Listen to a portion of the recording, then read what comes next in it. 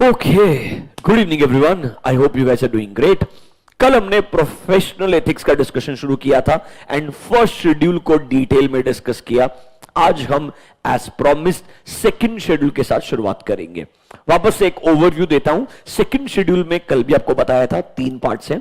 Part 1 is for CA in practice, part 2 CA in service के लिए नहीं है, ध्यान रखना, वो फर्स्ट शेड्यूल के केस में था। सेकंड शेड्यूल में part 2 is for all the members, that is members generally इस केस में एप्लीकेबल रहेगा। बट पार्ट 1 पार्ट 2 दोनों प्रोफेशनल मिसकंडक्ट से रिलेटेड है। पार्ट 3 जो है वो अदर मिसकंडक्ट रिलेटेड है। कल भी आपको एक सिचुएशन एक्सप्लेन करके बताया था, वही आज रिवाइज कर लेंगे। पर आज का मेजर डिस्कशन जो होगा वो सेकंड शेड्यूल के पार्ट 1 एंड पार्ट 2 के अराउंड होगा। देखो बच्चों, नंबर ऑफ पेजेस अगर आप देखेंगे तो सेकंड शेड्यूल कंपैरेटिवली आपको छोटा लगेगा, बट एक्चुअली में ऐसे सिचुएशंस एंड केसेस कवर्ड हैं which are extremely significant and important in real life. And ये क्लॉजेस इतने एक दूसरे से करीब नजर आएंगे कि कभी कभी डिफरेंशिएट करना भी मुश्किल हो जाएगा। तो थोड़ा टाइम डिवोट कीजिएगा। हम एक प्रॉपर डेडिकेटेड सेशन लेंगे आज only and only on second schedule. अभी के लिए सेकंड शेड्यूल के पार्ट 1 का शुरुआत करते हैं, which is applicable for CA in practice. And इसमें सारे के सारे 10 scenarios will be related to professional misconduct. तो आइए सेकंड शेड्यूल का शुरुआत करते हैं। सेकंड शेड्यूल में पार्ट 1 प्रोफेशनल मिसकंडक्ट के केसेस आएंगे एंड एप्लीकेबल रहेगा सीए इन प्रैक्टिस के लिए। तो हमारा पहला लाइन हमेशा जो स्टैंडर्ड आएगा यहां पर आएगा, a CA in practice is deemed to be guilty of professional misconduct if he और शी। ये स्टैंडर्ड लाइन है। जो पहला क्लॉज है आज का, that is called as confidentiality clause. ये क्या बोलता है? If you are a practicing chartered accountant, आप प्रोफेशनल एंगेजमेंट्स के दौरान बहुत सारा इंफॉर्मेशन जो कि कॉन्फिडेंशियल इंफॉर्मेशन हो सकता है क्लाइंट से अक्वायर करते हैं, वो हमने किसी भी पर्सन के साथ शेयर नहीं करना चाहिए। रिमेंबर, अगर क्लाइंट खुद परमिट कर दे तो बात अलग है, या सर लॉ का रिक्वायरमेंट है कि आपको ये इंफॉर्मेशन प्रोवाइड करना पड़ेगा। एग्जांपल, हम कंपनी के अगर स्टैट्यूटरी ऑडिटर हैं और अगर आपको याद है क्या, if auditor has a reason to believe that a fraud has been committed or fraud is being committed against the company, तो 143 सबसेक्शन 12 बोलता है अगर फ्रॉड का अमाउंट इंडिविजुअली 1 करोड़ या उससे ज्यादा है तो आपको सेंट्रल गवर्नमेंट को रिपोर्ट करना पड़ेगा। एंड लॉ क्लियरली बोलता है कि सर उसमें प्रोसेस दिया है, सेक्रेटरी ऑफ एमसीए को कम्युनिकेशन जाना चाहिए। मतलब उस केस में कॉन्फिडेंशियलिटी ब्रीच माना ही नहीं जाएगा, ऐसा माना जाएगा ये लॉ का रिक्वायरमेंट आपको फुलफिल करना पड़ेगा। But sir if it is not required by law, if it is not permitted by client, फिर भी आप किसी थर्ड पर्सन से ये इंफॉर्मेशन शेयर करते हैं तो आप गिल्टी पाए जाएंगे under second schedule part 1 clause number 1। Read along with me what is clause number 1. A CA in practice shall be deemed to be guilty of professional misconduct अगर आप डिस्क्लोज करते हो इंफॉर्मेशन जो आपने अक्वायर किया है in the course of professional engagement. मतलब professional service provide करते वक्त आपने जो इंफॉर्मेशन गेन किया है, अगर आप वो किसी को डिस्क्लोज करते हो, किसको डिस्क्लोज करते हो? To any person other than the client जिसने आपको एंगेज किया होगा। या सर क्लाइंट के आपको कंसेंट नहीं मिला है, क्लाइंट ने नहीं बोला है किसी और को डिस्क्लोज करने के लिए, फिर भी आप डिस्क्लोज कर दो तो प्रॉब्लम है। ध्यान रखना, 2 सर्कमस्टेंसेस में ही ब्रीच ऑफ कॉन्फिडेंशियलिटी नहीं होती है, when it is permitted by client and when it is required by law. Client ने खुद कंसेंट दिया है, इनको अभी इंफॉर्मेशन शेयर कर सकते हो तो ठीक है। सर लॉ का रिक्वायरमेंट है तो बिल्कुल सोचने का जरूरत नहीं है। पर अगर क्लाइंट ने कंसेंट भी नहीं दिया है या लॉ का रिक्वायरमेंट भी नहीं है, फिर भी आप किसी पर्सन के साथ में ये इंफॉर्मेशन शेयर करते हो तो ये कॉन्फिडेंशियलिटी ब्रीच माना जाएगा। देखिए, without the consent of your client or other than as required by law for the time being in force. मतलब सर 2 सर्कमस्टेंसेस में कॉन्फिडेंशियलिटी ब्रीच नहीं माना जाएगा। If it is permitted by client तब आपने किसी को इंफॉर्मेशन शेयर किया है, if it is required by law तब सर कोई दिक्कत नहीं है। इसके अलावा अगर आप बिना कंसेंट के, बिना लॉ के रिक्वायरमेंट के किसी पर्सन से ये इंफॉर्मेशन शेयर करते हैं तो ये कॉन्फिडेंशियलिटी ब्रीच माना जाएगा। Is this clear to you?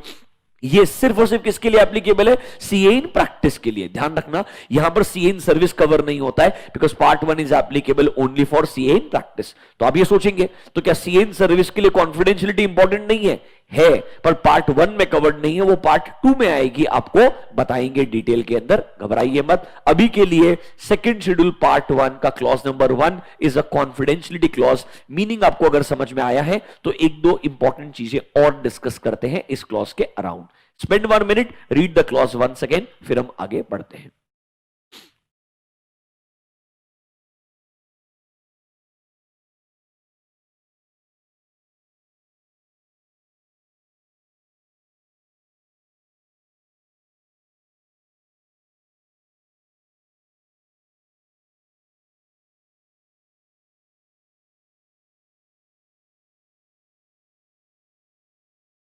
ठीक है, सीधा पॉइंट नंबर एम को मार्क कर लीजिएगा। एक अच्छा सिचुएशन है, आपको पता होना चाहिए, एमसीक्यू वगैरह में आ सकता है। Students may note that as per section 143 subsection 12, 143 अगर आपको याद है powers and duties of the auditor है, क्या क्लियरली बोला है कि भाई if auditor has a reason to believe fraud has been committed or is being committed against the company, तो सर उस केस में अगर फ्रॉड का अमाउंट इंडिविजुअली 1 करोड़ है उससे ज्यादा है तो हमें ये रिपोर्ट करना पड़ेगा। किसको रिपोर्ट करना पड़ेगा? सेंट्रल गवर्नमेंट को रिपोर्ट करना पड़ेगा। उसमें उन्होंने प्रोसेस दिया है, it should be reported to the secretary of MCA. Proper एक फॉर्म दिया है ADT4, वो फॉर्म भरना पड़ेगा, अपने लेटर हेड पे डिटेल्स लिखने पड़ेंगे and registered post with acknowledgement due के थ्रू आपने ये कम्युनिकेट करना चाहिए। साथ साथ में ईमेल भी करना पड़ता है, ये लॉ का रिक्वायरमेंट है। तो इस केस में कॉन्फिडेंशियलिटी ब्रीच माना नहीं जाएगा। देखिए as per section 143(12), if auditor in the course of performing his duties has a reason to believe that there is an offense involving fraud, जो या तो हो चुका है या हमें लगता है हो सकता है, he should immediately report the matter to the central government within 60 days। Actually 60 days का क्राइटेरिया कैसा था? 2 दिन के अंदर अंदर ऑडिट कमिटी या बोर्ड को कम्युनिकेट करो।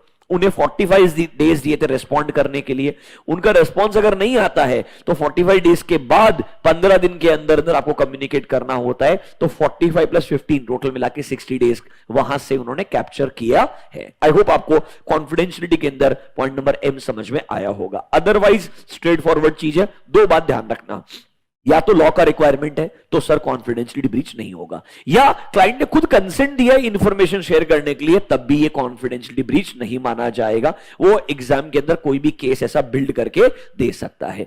एक बात और ख्याल रखिएगा, ये क्लॉज सीए इन प्रैक्टिस के लिए एप्लीकेबल है, सीए इन सर्विस के लिए पार्ट 1 के अंदर कवर नहीं होता है। पार्ट 2 में एक स्पेसिफिक क्लॉज आएगा जो इनडायरेक्टली सीए इन सर्विस के लिए कॉन्फिडेंशियलिटी ब्रीच को कवर करेगा, आपको अलग से बताएंगे और एक बार रिकनेक्ट करके भी दे देंगे।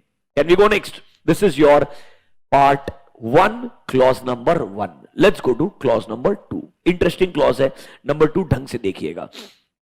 A CA in practice shall be deemed to be guilty of professional misconduct if he certifies or submits in his name, या तो खुद के नाम पे या फर्म के नाम पे एक रिपोर्ट या सर्टिफिकेट देते हैं। किसके ऊपर?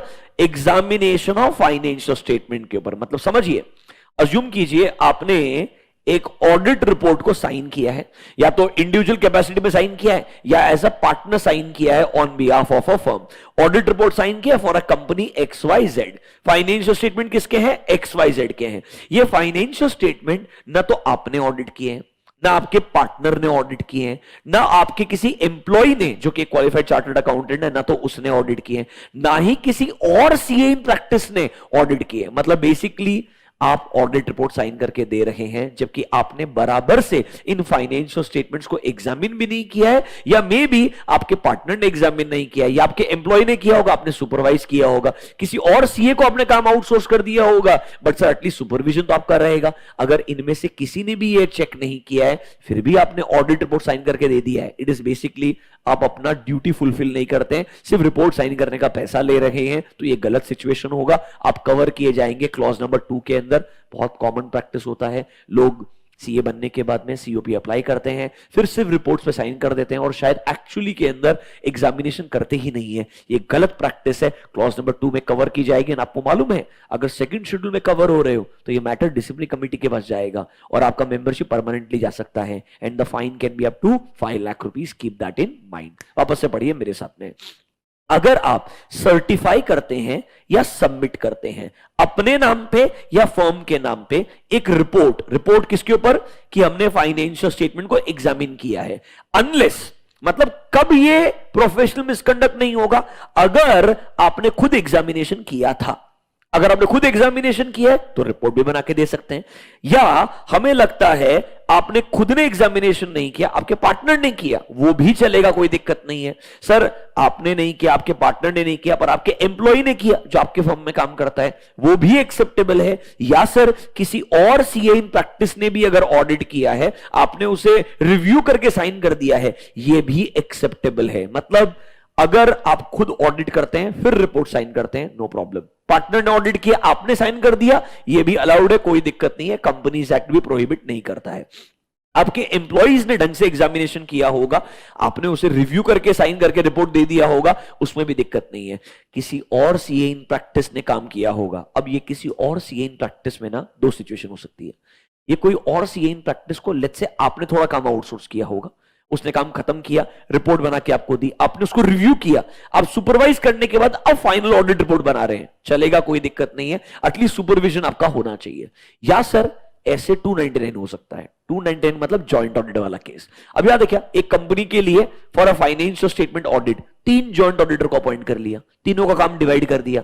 अब मान के चलो 2 जॉइंट ऑडिटर ने अपना काम किया, तीसरे वाले ने भी अपना काम किया, तीनों मिला के कंबाइंड रिपोर्ट दे रहे हैं और वो एक दूसरे का काम रिव्यू नहीं करते हैं, अगर आपको पता है ऐसे 299 में, तो ऐसा माना जाएगा हम रिपोर्ट पे साइन कर रहे हैं जबकि पूरा फाइनेंशियल स्टेटमेंट हमने एग्जामिन नहीं किया है, बाकी 2 और प्रैक्टिसिंग चार्टर्ड अकाउंटेंट्स ने ऑडिट किया होगा, उस केस में आप गिल्टी नहीं पाए जाएंगे। इसीलिए यहां पे जॉइंट ऑडिट वाले ऐसे 299 का रेफरेंस भी आना चाहिए। बच्चों ऑनेस्टली एथिक्स को सिर्फ इंडिविजुअली नहीं पढ़ा जा सकता है, एथिक्स के बहुत सारे सिनेरियोज को समझने के लिए आपको एंगेजमेंट स्टैंडर्ड्स भी आने चाहिए। रादर सेकंड शेड्यूल में तो उन एंगेजमेंट स्टैंडर्ड्स का काफी ज्यादा रिलेशनशिप रहेगा जो आपको पता होना ही चाहिए। अभी के लिए क्या आपको थोड़ा सा बात समझ में आया कि भाई कब हम गिल्टी नहीं होंगे? हमने रिपोर्ट साइन किया, ऑडिट हमने ही किया था, हमारे पार्टनर ने किया था, हमारे एम्प्लॉय ने किया था, या किसी और सीए इन प्रैक्टिस ने किया है, हो सकता है उसका काम हमने सुपरवाइज किया होगा, या जॉइंट ऑडिट रहेगा तो उसका काम हम रिव्यू नहीं करेंगे, पर हम सब लोग मिलकर के कॉमन ऑडिट रिपोर्ट दे सकते हैं। इसके अलावा अगर आप रिपोर्ट साइन करो और लेट्स से आप ढंग से एग्जामिनेशन ना करो, you can be held guilty under second schedule part 1 clause number 2। वापस से रीड कर लीजिएगा। अगर आप सर्टिफाई करते हो या सबमिट करते हो अपने नाम पे या फर्म के नाम पे report on examination of financial statement, आप रिपोर्ट साइन करके दे रहे हो, अनलेस ये एग्जामिनेशन आपने खुद किया है या आपके पार्टनर ने किया है या आपके एम्प्लॉय ने किया है या अनदर सीए इन प्रैक्टिस ने किया है, तो कोई दिक्कत वाला बात नहीं है। Is this clear to you? यहां पे आइए एक एक्सेप्शन को पढ़िएगा जो नीचे लिख करके दिया है। An exception can be made in respect of examination carried out by another CA in practice जब 2 या उससे ज्यादा मेंबर्स एक जॉइंट असाइनमेंट एक्सेप्ट करते हैं। मतलब ये किसके बारे में बात कर रहा है? ऐसे 299 जॉइंट ऑडिट वाले केस के बारे में बात कर रहा है। आपको वापस से बोल देता हूं, जॉइंट ऑडिट का थोड़ा एक 2 मिनट के लिए रिवीजन करवा देता हूं, क्विक रिवीजन, ताकि आपको थोड़ा कनेक्ट हो जाए चीजें। अज्यूम कीजिए कंपनी है XYZ, 3 ऑडिटर्स को हमने जॉइंट ऑडिटर 1, 2, 3 को कलेक्टिवली हायर किया कि इनके जो फाइनेंशियल स्टेटमेंट्स है उसका आप ऑडिट करेंगे। नॉर्मली इनको अलग अलग एरियाज अलोकेट किए जाएंगे, ये लोग अपने अपने अलोकेटेड एरियाज को ऑडिट करेंगे डिटेल में, एंड जनरली ये सब लोग एक कॉमन ऑडिट रिपोर्ट बना के देंगे। क्या बना के देंगे? कॉमन ऑडिट रिपोर्ट बना के देंगे। कंपल्शन नहीं होता है, ऐसे 299 बोलता है लेट्स से जॉइंट ऑडिटर 3 अलग रिपोर्ट देना चाहता है, सेपरेट रिपोर्ट देना चाहता है, जॉइंट ऑडिटर 3 चाहता है मॉडिफाइड रिपोर्ट देना, 1 एंड 2 देना चाहते हैं क्लीन रिपोर्ट। तो सर दोनों लोग joint auditor 1 and 2 can give a clean report, 3 can give a modified report, they can give a separate report, कोई रिस्ट्रिक्शन नहीं है, बट जनरली वो लोग कॉमन कंक्लूजन पे आते हैं। लेट्स से कॉमन कंक्लूजन पे आए, तीनों ने मिलकर क्लीन रिपोर्ट दिया। अब जब तीनों इस रिपोर्ट पे साइन कर रहे हैं तो वो अज्यूम कर रहे हैं ना, जॉइंट ऑडिटर 3 क्या अज्यूम कर रहा है? 1 एंड 2 में अपना काम बराबर किया होगा, टू क्या अज्यूम करेगा, 1 एंड 3 ने काम बराबर से किया होगा। वो एक दूसरे का काम रिव्यू नहीं करते हैं, एक दूसरे के काम पे रिलाई करते हैं, because all of them are members of ICAI. इस केस में वो साइन तो कर रहे हैं पूरे फाइनेंशियल स्टेटमेंट के ऊपर, जबकि उन्होंने पूरे फाइनेंशियल स्टेटमेंट को खुद चेक नहीं किया होगा। ये एक्सेप्शन में अब गिल्टी नहीं पाए जाएंगे। अगर एक केस बना करके क्वेश्चन दे दे, आपको लगेगा 299 पे क्वेश्चन है, बट क्वेश्चन एथिक्स में आ सकता है under second schedule part 1 clause number 2। Are you comfortable with this? इतना समझ में आया आपको? और अगर जॉइंट ऑडिटर के केस में सेपरेट रिपोर्ट आती है, लेट्स से दो लोगों ने मिलकर क्लीन रिपोर्ट दिया, एक ने दिया मॉडिफाइड रिपोर्ट, तो वो सेपरेट रिपोर्ट्स दे सकते हैं, बट उन्होंने अपनी रिपोर्ट में अदर मैटर पैराग्राफ में मेंशन करना चाहिए कि मेरी रिपोर्ट के अलावा दूसरा रिपोर्ट भी है, मेरी रिपोर्ट के अलावा दूसरा रिपोर्ट भी है। दोनों को अदर मैटर पैराग्राफ में सेपरेट रिपोर्ट्स का रेफरेंस देना पड़ेगा। ये 299 जब आप रिवाइज करेंगे आपको समझ में आ जाएगा। Are you comfortable with this? We're done with clause number 1 and clause number 2. मैं आपको ऐसे ही हर क्लॉज के बारे में जो इंपॉर्टेंट चीज है वो बताते जाऊंगा। जब आपको समय मिले आप आराम से 299 के नीचे कुछ 2-4 पॉइंट दिए उनको रीड कर सकते हैं, बट पूरा 299 का जो क्रक्स है वो मैंने आपको ऑलरेडी समझा दिया है। Are you comfortable with this? आगे बढ़े, चलिए वापस से हम कहां पर है? Second schedule. सेकंड शेड्यूल के कितना तक किधर है? पार्ट नंबर 1 के अंदर। पार्ट नंबर 1 किसके लिए एप्लीकेबल है? CA in practice. उसमें पहला क्लॉज है कॉन्फिडेंशियलिटी क्लॉज। दो ही केस अलाउड है, when it is permitted by client, when it is required by law. Other than that, it will be a breach of confidentiality. Number 2, sir आप audit report sign करके दे रहे हो, certify करके दे रहे हो, जबकि फाइनेंशियल स्टेटमेंट आपने एग्जामिन नहीं किया है, आपके पार्टनर ने नहीं किया है, आपके एम्प्लॉय ने नहीं किया है, या सर किसी और सीए इन प्रैक्टिस ने अगर चेक नहीं किया है, मतलब सर ये ऑडिट हुआ ही नहीं है, सिर्फ रिपोर्ट बना के दे रहे हो, गलत काम है, क्लॉज नंबर 2 में पकड़ा जाएगा। Are you comfortable with this? Clause number 3 interesting है। बहुत सारे लोगों को ये क्लॉज नंबर 3 एक्चुअली समझता ही नहीं है। इवन क्लॉज के अंदर जो गाइडेंस नोट का भी रेफरेंस दिया है ना, एक्चुअली उसके बियॉन्ड चीजें जा चुकी है। ये क्लॉज क्या बोलता है समझिएगा, सुनिएगा। हमने आपको कुछ अश्योरेंस एंगेजमेंट्स पढ़ाए थे, अगर आपको याद रहेगा SAE 3400 क्या रहेगा? SAE 3400। That means your prospective financial information के ऊपर क्या हम अश्योरेंस रिपोर्ट दे सकते हैं? हाँ। अब याद है अगर आपको, सर इस केस के अंदर क्या होगा? कुछ अजम्पशंस होंगे, कुछ फोरकास्ट क्रिएट किया जाएगा। अब सर इसमें कोई गारंटी नहीं होती ना कि फ्यूचर में ऐसा इवेंट होगा कि नहीं होगा, तो कभी कभी ऐसा हो सकता है जो ऐसे फोरकास्ट बनाए जाते हैं, प्रोजेक्शंस बनाए जाते हैं, प्रोजेक्टेड इंफॉर्मेशन बनाई जाती है, उसे आप चेक करते हैं, चेक करने के बाद अपना अश्योरेंस रिपोर्ट देते हैं।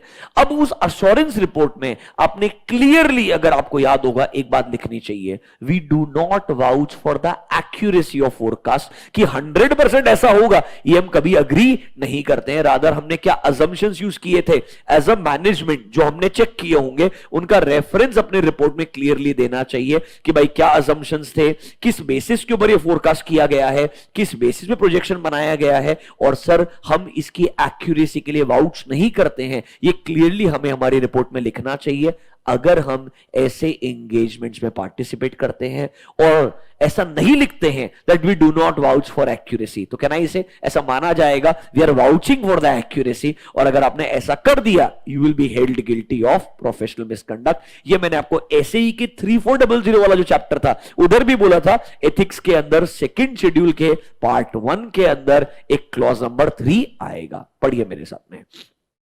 अ member in practice is deemed to be guilty of professional misconduct if he permits his name or name of his firm to be used in connection with, mark the word, an estimate of earnings. Estimation है मतलब projection रहेगा।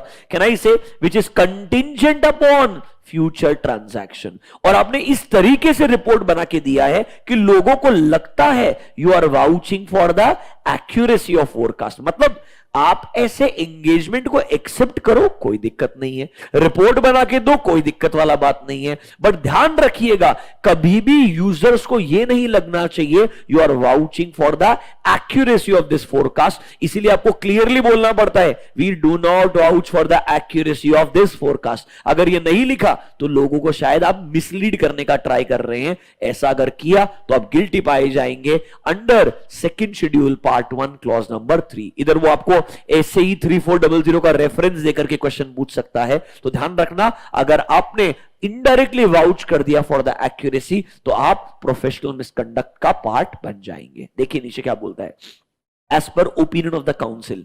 जब उन्होंने specifically guidance note बनाया था, मैंने आपको बताया भी था कि ओरिजिनली गाइडेंस नोट था, जब तक स्पेसिफिक स्टैंडर्ड्स नहीं आ जाते, जैसे स्पेसिफिक स्टैंडर्ड्स आ जाएंगे वो गाइडेंस नोट का रेलेवेंस क्या हो जाएगा, खत्म हो जाएगा। हमने आपको वो भी एग्जांपल दिया था, प्रोफॉर्मा फाइनेंशियल स्टेटमेंट्स, जो एसएई 3420 में कवर था, जो पहले गाइडेंस नोट्स में आता था, बाद में सेपरेट स्टैंडर्ड बना दिया गया। Sir, a CA can participate in the preparation as well as examination of financial forecast and review कर सकता है, प्रोवाइडेड वो अपनी रिपोर्ट में क्लियरली मेंशन करता है। क्या मेंशन करता है?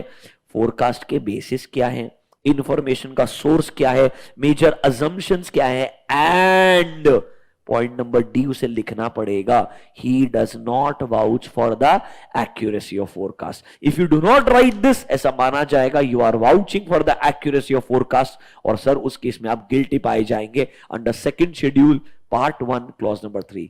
देखो, क्या मैं ये अश्योरेंस एंगेजमेंट को एक्सेप्ट कर सकता हूं? हाँ, कोई दिक्कत नहीं है, बट आप रिपोर्ट बनाते वक्त ध्यान रखिएगा, ख्याल रखिएगा दैट आप ये क्लियरली मेंशन करते हैं, हाईलाइट करते हैं that you are not vouching for the accuracy of this forecast. ये इंपॉर्टेंट है, क्योंकि अगर आपने ऐसा बिलीव दिया तो आप मिसलीड कर रहे हैं यूजर्स को, तब आप गिल्टी पाए जाएंगे। इस clause number 1, 2, 3 clear to you?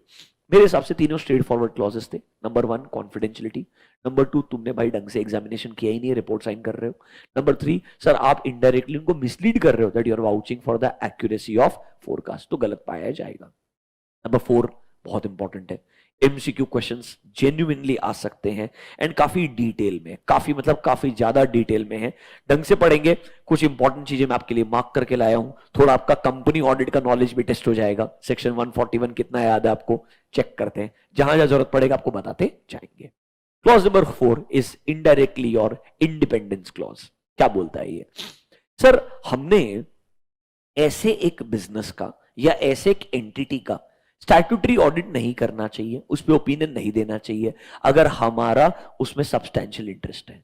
अब उसमें डायरेक्टली इनडायरेक्टली तुम्हारा खुद का डायरेक्टली सब्सटैंशियल इंटरेस्ट हो, रिलेटिव के थ्रू सब्सटैंशियल इंटरेस्ट रहेगा, या तुम्हारे पार्टनर का सब्सटैंशियल इंटरेस्ट रहेगा, किसी भी केस में हमने ऐसे एंटिटी का ऑडिट नहीं करना चाहिए। कल भी आपको पढ़ाया था, आप सर याद है क्या, बिजनेस ऑक्यूपेशन वाला क्लॉज। आप डायरेक्टर बन सकते हो कंपनी में, पर उस डायरेक्टर के अंदर जब आप उस कंपनी का डायरेक्टर बनने जा रहे हो, ध्यान रखना हम उस कंपनी का ऑडिट नहीं करते हैं, इंपॉर्टेंट है। अगर हम उसका ऑडिट भी करते हो, डायरेक्टर भी बनना चाहते हैं, इंडिपेंडेंस इंपैक्ट आ जाएगा, गलत माना जाएगा। वैसा ही इंडिपेंडेंस वाला पार्ट यहां पर आएगा, और जब बात इंडिपेंडेंस की होगी तो कंपनीज एक्ट का सेक्शन 141 तो आएगा ही, जहां पे डिस्क्वालिफिकेशन ऑफ एन ऑडिटर दिया है, eligibility, qualification and disqualification. Disqualification आता है 141 सबसेक्शन 3 से। आइए पढ़ते हैं क्या बोलता है। A CA in practice shall be deemed to be guilty of professional misconduct if he expresses his opinion। मतलब आप बेसिकली क्लियरली बोल रहे हैं ओपिनियन ऑन फाइनेंशियल स्टेटमेंट, मतलब ये क्लियरली स्टैट्यूटरी ऑडिट का बात कर रहा है क्या? हाँ, हालांकि बाद में डाउट रिजॉल्व करेगा और बोलेगा ये लिखा स्टैट्यूटरी ऑडिट के लिए, बट ये टैक्स ऑडिट के लिए भी रेलेवेंट है, बट एक्चुअली जीएसटी ऑडिट के लिए भी रेलेवेंट है। आपको बाद में समझेगा कि उन्होंने क्लैरिफिकेशन इसके अराउंड दिया है। हालांकि clause will sound like it is applicable for statutory audit, मतलब अगर आप ओपिनियन एक्सप्रेस करते हो on financial statements of any business और एंटरप्राइज जिसमें आपका खुद का या आपके फर्म का या आपके पार्टनर का क्या है, सब्सटैंशियल इंटरेस्ट है। अब सर ये क्लॉज तो बहुत सिंपल है, इस क्लॉज के अराउंड चीजें बहुत इंपॉर्टेंट है। पहली बात तो हमने कल आपको फर्स्ट शेड्यूल के पार्ट 1 के क्लॉज नंबर 11 में सब्सटैंशियल इंटरेस्ट वर्ड पढ़ाया था, याद है क्या? 20% या उससे ज्यादा वोटिंग पावर, 20% या उससे ज्यादा प्रॉफिट शेयरिंग अगर आपका डायरेक्टली या इनडायरेक्टली, तो सब्सटैंशियल इंटरेस्ट माना जाएगा। वो डेफिनेशन सेम है यहां पर सब्सटैंशियल इंटरेस्ट के लिए, उन्होंने खुद बोला है, इस चीज को मार्क कर लीजिएगा। Number 3, for the purpose of this clause the expression substantial interest will have the same meaning जो हमने दिया था under clause number 11 of first schedule part 1। मतलब वो सब्सटैंशियल इंटरेस्ट का मीनिंग जो है वो एकदम सेम रहेगा जो हमने कल पढ़ा था फर्स्ट शेड्यूल के पार्ट 1 ऑफ क्लॉज नंबर 11 के अंदर। Is that clear to you? अब थोड़ा आगे जाते हैं, डिटेल में कुछ चीजें इंपॉर्टेंट है जो हमको पढ़नी पड़ेगी। एक बात समझिए, मैं अगर एक कंपनी के फाइनेंस डिपार्टमेंट में काम करता हूं, मैं कंपनी के फाइनेंस डिपार्टमेंट में काम करता हूं, मैं फाइनेंशियल स्टेटमेंट्स को रिव्यू कर रहा हूं, but I am an employ of a company, मैं ऑडिट रिपोर्ट साइन नहीं कर रहा हूं। लेट्स से मैं सीएफओ के साथ में एक पोजीशन होल्ड करता हूं जहां पर हम फाइनेंशियल स्टेटमेंट जो बने हैं उन्हें इंटरनली खुद रिव्यू करते हैं। ये इंटरनल ऑडिट भी नहीं है, एक रिव्यू का मैकेनिज्म है। सर उस केस में ये क्लॉज एप्लीकेबल होगा? बिल्कुल नहीं। पहली बात तो ये, जनरली अगर आप एक कंपनी के एम्प्लॉई हैं तो आपको स्पेशल परमिशन लगेगा वो सीओपी होल्ड करने के लिए, क्योंकि याद है क्या, CA in practice if you want to be a part time or a full time employee in a business you need a special permission from the council. तो पहली बात तो शायद आप सीओपी होल्ड भी नहीं करोगे। प्लस दूसरा चीज, आप उस पर ऑडिट रिपोर्ट साइन थोड़ी कर रहे हो, ध्यान रखना मेरा बात। You are working as a employee, उस केस में क्लॉज एप्लीकेबल नहीं है। ये क्लॉज तब रिलेवेंट है जब मैं एज अ ऑडिटर उस कंपनी का काम कर रहा हूं और मेरा उसमें सब्सटैंशियल इंटरेस्ट है। देखो, this will not however apply to cases where such financial statements are prepared by the members in employment purely for the information of their employers। क्योंकि सर ये इंफॉर्मेशन बाहर थर्ड पार्टीज को, outside parties को submit नहीं होने वाला है। As a employee अगर आप काम कर रहे हो तो क्लॉज ही रेलेवेंट नहीं है। कुछ चीजें मैं जो ढंग से पढ़ा रहा हूं इस क्लॉज में, सुनिएगा, बढ़िया क्वेश्चन आ सकते हैं, इसीलिए हाईलाइट करके डिस्कस कर रहा हूं। एज अ एम्प्लॉई काम कर रहे हो, ये क्लॉज का रेलेवेंस नहीं है, ध्यान रखना। Is that clear to you? नीचे आइए, कल भी आपको पढ़ाया था, याद है क्या? You were director of a subsidiary company. You were director of a subsidiary company, or other way around. You were auditor of a subsidiary company. Can you become director of a holding company? उन्होंने बोला directly मना नहीं किया है, but indirectly you have to keep in mind कि भाई consciously आपको law का स्ट्रिक्ट एप्लीकेशन करने का है। यहां पर सर पब्लिक को नेगेटिव इंपैक्ट आ सकता है, आपने ऐसा नहीं करना चाहिए। सेम बात बोल रहा है, public conscience is expected to be ahead of the law. हम एक्सपेक्ट करेंगे रिक्वायरमेंट्स ऑफ इंडिपेंडेंस को ज्यादा स्ट्रिक्ट तरीके से लगाया जाएगा देन व्हाट लॉ रिक्वायर्स। किसी भी हद तक हमारे यूजर्स के पॉइंट ऑफ व्यू से हमारा इंडिपेंडेंस कॉम्प्रोमाइज नहीं होना चाहिए। सेम चीज जो कल पढ़ी थी क्लॉज नंबर 11 में, वही as it is language copy paste कर रहा है। तो ध्यान रखना, ये क्लॉज को रिवाइज करते वक्त बाजू में लिख लीजिए, refer first schedule part 1 clause 11, उसके साथ में रिवाइज कीजिएगा, आपका अंडरस्टैंडिंग और बेहतर आएगा। दोनों थोड़े से इंटरकनेक्टेड एक दूसरे के साथ में, बहुत सारी चीजों का इंटरप्रिटेशन आपका अच्छा हो जाएगा। Is this clear to you?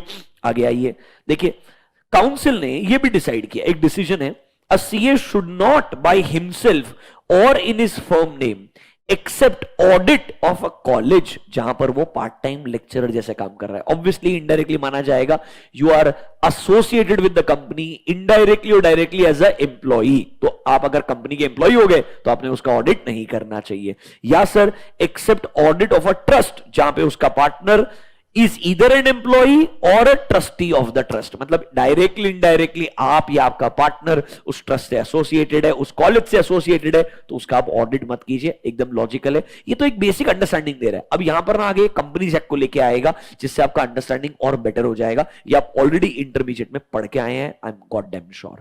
Can we go next? चलिए आगे आइए। Some of the situations that may arise when you are applying clause number 4। चलिए क्या क्या है सर सिचुएशन, अलग अलग सिचुएशन है, डिस्कस करते हैं, रीड करते हैं। Sir whether the member his firm partner relative has a substantial interest in the business but that is not a company. Sir उस केस में भी अब सिंपल सिचुएशन, वो क्या बोलेगा, आपका सब्सटैंशियल इंटरेस्ट है किसी बिजनेस में, ये बिजनेस ना लेट्स से सोल प्रोप्राइटरशिप होगा, पार्टनरशिप होगा, कंपनी नहीं होगा मान लेते हैं, स्टिल हमने उसका ऑडिट नहीं करना चाहिए। कैन आई से सिचुएशंस दे रहा है। नंबर 1 काउंसिल ने क्लैरिफाई किया है, क्या क्या क्लैरिफाई किया है, लिस्ट में हेडिंग पढ़ो, अपने आप समझ जाएगा। सर एंटरप्राइज या बिजनेस के अंदर मेंबर खुद एक ओनर है या उसका पार्टनर है, तो कहना इसे ऑब्वियसली हमने उसका ऑडिट नहीं करना चाहिए, लॉजिकल है। Number 2, sir where the partner or relative has a substantial interest. Sir obviously आपका खुद का इंटरेस्ट हो या पार्टनर या रिलेटिव का हो, तब भी आपने उसका ऑडिट नहीं करना चाहिए, लॉजिकल है। आप लोग पढ़ सकते हो, मैं आपको क्लियरली क्रक्स दे रहा हूं जो एकदम रैशनल है, लॉजिकल है। नंबर 3 पे आइए, वेयर मेंबर इज होल्डिंग, ढंग से पढ़ना, member is holding a position in the company as a director, या आप खुद एक ऑफिसर या एम्प्लॉई हो, मतलब if I am director of a company can I become auditor of that company? Obviously not, logically नहीं है, बिल्कुल भी बनना ही नहीं चाहिए। सर डायरेक्टर नहीं, मैं अगर इंपॉर्टेंट ऑफिसर हूं या एम्प्लॉई हूं तब भी 141 खुद सबसेक्शन 3 मेरे को डिस्क्वालीफाई करता है to be appointed as a auditor. And obviously जब ऑडिट का बात करेंगे तो कंपनीज एक्ट का 141 डेफिनेटली काम में आएगा। देखो खुद बोलता है 141 सबसेक्शन सबसेक्शन 3 स्पेसिफिकली प्रोहिबिट करता है अगर आप कंपनी में ऑफिसर या एम्प्लॉय हो तो आप उस कंपनी का ऑडिट नहीं कर सकते हो। ये थोड़ा 141 का रिवीजन आपको करना पड़ेगा। आई एम अज्यूमिंग आपको आता है, सिर्फ आपको एक ओवरव्यू देके क्लोज करूंगा। Can we go next? आगे आइए, एक चीज को मार्क कीजिएगा, ये जो बुलेट पॉइंट है ना इसे मार्क कीजिएगा। ऑल्दो कंपनीज एक्ट के प्रोविजन जो है ना वो फाइनेंशियल स्टेटमेंट ऑडिट के लिए एप्लीकेबल है। किसके लिए एप्लीकेबल है? फाइनेंशियल स्टेटमेंट ऑडिट के लिए। तो आपके दिमाग में डाउट आ जाएगा और एग्जाम में क्वेश्चन आ जाएगा, सर टैक्स ऑडिट कर रहे हो आप, फाइनेंशियल स्टेटमेंट ऑडिट नहीं कर रहे हो, तो उस केस में भी ये 141 सबसेक्शन 3 वाली डिस्क्वालिफिकेशन रेलेवेंट बन जाएगी क्या? बिल्कुल हाँ। The provision of this section are not specifically applicable for the audit performed under other laws, like for example tax audit. Still the underlying principle of independence of mind will be applicable. मतलब उधर भी हम क्या मानेंगे कि आपने वो audit accept नहीं करना चाहिए अगर आप उस कंपनी के अंदर डायरेक्टर हो, ऑफिसर हो या एम्प्लॉय हो। लॉजिकल लगता है एकदम? नीचे आ जाइए। Where a member is not holding a position but he is holding a security or interest। याद कीजिएगा, अगर आपके पास में कोई भी सिक्योरिटी है, कोई भी इंटरेस्ट है, तो सर आप अगर खुद उसमें सिक्योरिटी होल्ड करते हैं, अगर आपके पास एक भी इक्विटी शेयर है तो आप एलिजिबल नहीं है उस कंपनी का ऑडिट करने के लिए। ना कि सिर्फ आपके अगर पार्टनर के पास भी एक इक्विटी शेयर है तो सर आपका पार्टनर और आप दोनों ही एलिजिबल नहीं होंगे। नंबर 2 क्लियरली बोलता है इफ यू हैव सिक्योरिटी और interest in the company you are not allowed. अगला वाला देखिए, where a partner is an officer employee still not allowed. या पार्टनर के पास कोई सिक्योरिटी या इंटरेस्ट रहेगा स्टिल नॉट अलाउड। आपको याद है क्या कंपनीज एक्ट में सिर्फ और सिर्फ रिलेटिव को अलाउ किया है? याद है क्या? Relative is allowed to hold, word is relative is allowed to hold the shares up to the face value of 1 lakh। मतलब 1 लाख के फेस वैल्यू तक अलाउड है, उसके बियॉन्ड आपके रिलेटिव के पास में भी शेयर्स नहीं होने चाहिए। देखो, where the relative of the member is a director or is in employment तब तो अलाउड नहीं करेंगे, बट अगर रिलेटिव क्या है? होल्ड करता है any security in the company, तो ध्यान रखना उस केस में up to the face value of 1 lakh, अगर एक्सीड करता है 1 लाख फेस वैल्यू तो सर उस केस में भी डिस्क्वालिफाइड हो जाओगे। रादर लॉ बोलता है अगर वो 1 लाख का फेस वैल्यू क्रॉस हो जाए तो take a corrective action within 60 days. In reality honestly 1 lakh का फेस वैल्यू बहुत बड़ा अमाउंट हो सकता है लिस्टेड कंपनीज में। इसका लॉजिक ये था कि हो सकता है आपके रिलेटिव के डेफिनेशन में आने वाले लोगों ने लॉन्ग टर्म इन्वेस्टमेंट किया होगा किसी बिजनेस में और उन्होंने बहुत पहले कंपनी में शेयर्स परचेस किए होंगे, तब शायद आपने सीए शुरू भी नहीं किया होगा, फिर आप सीए बन गए, आपने ऑडिट करना शुरू किया, सेम कंपनी का ऑडिट आपके पास में आ गया कुछ साल के बाद में। Now they have been a long term investor in a company, just because आप ऑडिटर बन गए उन्होंने अपना लॉन्ग टर्म इन्वेस्टमेंट क्यों बेचना चाहिए?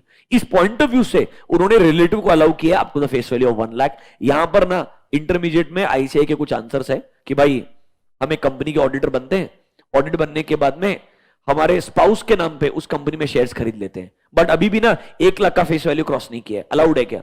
आईसीआई का आंसर बोलता है अलाउड है। बकवास है, ऐसा नहीं होना चाहिए, क्लियरली इनसाइडर ट्रेडिंग है। If you become auditor of Bajaj Finance can you ask or allow your spouse to acquire shares in Bajaj Finance? बिल्कुल अलाउड नहीं होगा, लॉजिकल नहीं है एकदम, वो लॉ का इंटरप्रिटेशन है। You are allowed to hold the security, उसका लॉजिक था अगर आपके किसी रिलेटिव के अंदर डेफिनेशन में आने वाले लोगों ने लॉन्ग टर्म इन्वेस्टमेंट के लिए पैसा डाल के रखा था, उस इन्वेस्टमेंट को होल्ड कर सकता है। बाइंग सेलिंग अलाउड नहीं है, बाइंग सेलिंग अगर आप करोगे तो इनसाइडर ट्रेडिंग हो जाएगा। ये इंटरप्रिटेशन ऐसा होना चाहिए। तो सर रिलेटिव के लिए 1 लाख तक अलाउड है, एक्सीडिंग अगर 1 लाख हो गया तो सर उस केस में आप क्या बन जाएंगे? डिस्क्वालिफाइड इंसान बन जाएंगे।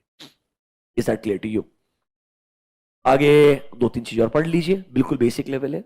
क्या सर जो मेंबर्स है जो ऑडिट कर रहे हैं क्या उसने बुक्स ऑफ अकाउंट्स प्रिपेयर करने चाहिए? याद है क्या 144 प्रोहिबिटेड सर्विसेज, हमने अगर कंपनी का ऑडिट करना है तो अकाउंटिंग नहीं करना चाहिए। अगर हम कंपनी के एक्सटर्नल ऑडिटर है तो हम क्या नहीं होने चाहिए? इंटरनल ऑडिटर नहीं होने चाहिए। मतलब सेम कंपनी के लिए स्टैट्यूटरी ऑडिटर, इंटरनल ऑडिटर एक ही फर्म नहीं हो सकता है, because internal auditor is appointed by management और टीसीडब्ल्यूजी, गलत हो जाएगा। फिर देखिए इंटरनल ऑडिटर क्या नहीं होना चाहिए? टैक्स ऑडिटर भी नहीं होना चाहिए। इसीलिए तो बोलते हैं ना जो कंपनी का स्टैट्यूटरी ऑडिटर होता है उसको टैक्स ऑडिटर अपॉइंट करते हैं, क्योंकि internal auditor is considered as a separate entity normally इस पर्पस के लिए। Sir internal auditor should not also be the GST auditor. तो ये stat audit, your stat audit, tax audit, GST audit तो अभी सब एंटिटीज के हिसाब से तो निकाल ही दिया, बट उनके लिए भी अगर आपको जीएसटी ऑडिट करना होगा तो आप स्टैट्यूटरी ऑडिटर को अपॉइंट करें तो बेटर रहेगा। पॉइंट नंबर 16 को मार्क कीजिएगा, इंपॉर्टेंट। 16 अच्छा है मेरे को लगता है। बढ़िया चीज है। इसमें कूलिंग पीरियड दिया है, ये रोटेशन वाला कूलिंग पीरियड नहीं है। ये कूलिंग पीरियड क्या बोलता है, अगर आप कंपनी के डायरेक्टर थे और आप डायरेक्टरशिप छोड़ रहे हो, अगले साल इमीडिएटली ऑडिटर बन सकते हो क्या? नहीं, उन्होंने कूलिंग पीरियड 2 साल का दिया है, उसके बाद में ही आपने ऑडिट एक्सेप्ट करना चाहिए। A member shall not accept assignment of audit of a company for a period of at least 2 years, जब उसका tenure as a director complete होता है या वो रिजाइन करता है। मैं बजाज फाइनेंस में डायरेक्टर हूं, जब मैं रिजाइन करता हूं वहां से 2 साल तक मैं बजाज फाइनेंस का ऑडिटर नहीं बन सकता है। उसके बाद में अगर मैं क्वालिफाइड सीए हूं विद सीओपी या मेरा फर्म का पार्टनर हूं तो सर मैं बजाज फाइनेंस का ऑडिटर 2 साल के बाद बन सकता हूं। ये अलग कूलिंग पीरियड है, रोटेशन वाला कॉन्सेप्ट नहीं है, ध्यान रखना। Is this clear to you? कि आपको थोड़ा अंडरस्टैंडिंग आया? मेरे हिसाब से मैंने क्लॉज नंबर 4 को कुछ ज्यादा ही पढ़ा दिया, बट 141 144 थोड़े से कनेक्टेड सेक्शंस थे, आपको पता होने चाहिए। आपको एक 2 से 3 मिनट देता हूं, शांति से क्लॉज नंबर 4 को एक बार रिवाइज कर लीजिए। ये हमारे लिए इंडिपेंडेंस क्लॉज कहलाता है। बहुत सारे सिनेरियोज है, एमसीक्यू आ सकता है, इसीलिए डिस्कस किया। रिवाइज कर लीजिए, फिर हम क्लॉज नंबर 5 पे जाएंगे।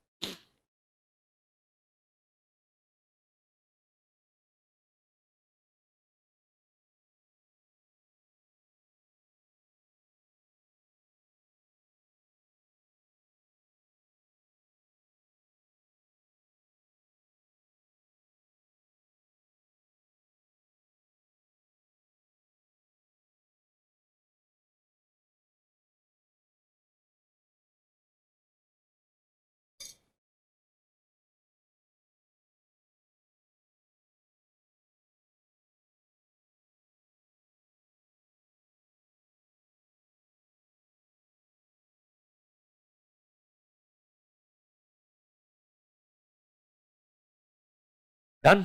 मजा आया? पहले 3 क्लॉजेस स्ट्रेट फॉरवर्ड थे, फोर्थ स्ट्रेट फॉरवर्ड है बट कंटेंट बहुत ज्यादा है, इसीलिए थोड़ा टाइम इन्वेस्ट ज्यादा कर लिया। आगे जाते हैं क्लॉज नंबर 5 एंड 6। ऑनेस्टली जब उन्होंने क्लॉजेस बनाए, उनका ऑब्जेक्टिव उन्हें डिफरेंशिएट करने के बजाय ऑब्जेक्टिव ये था कि भाई किसी ने गलती की है, वो कवर होना चाहिए। अब वो अगर 5 से बच जाए तो 6 में कवर हो जाए, 6 से बच जाए तो 5 में कवर हो जाए। That was the thought process.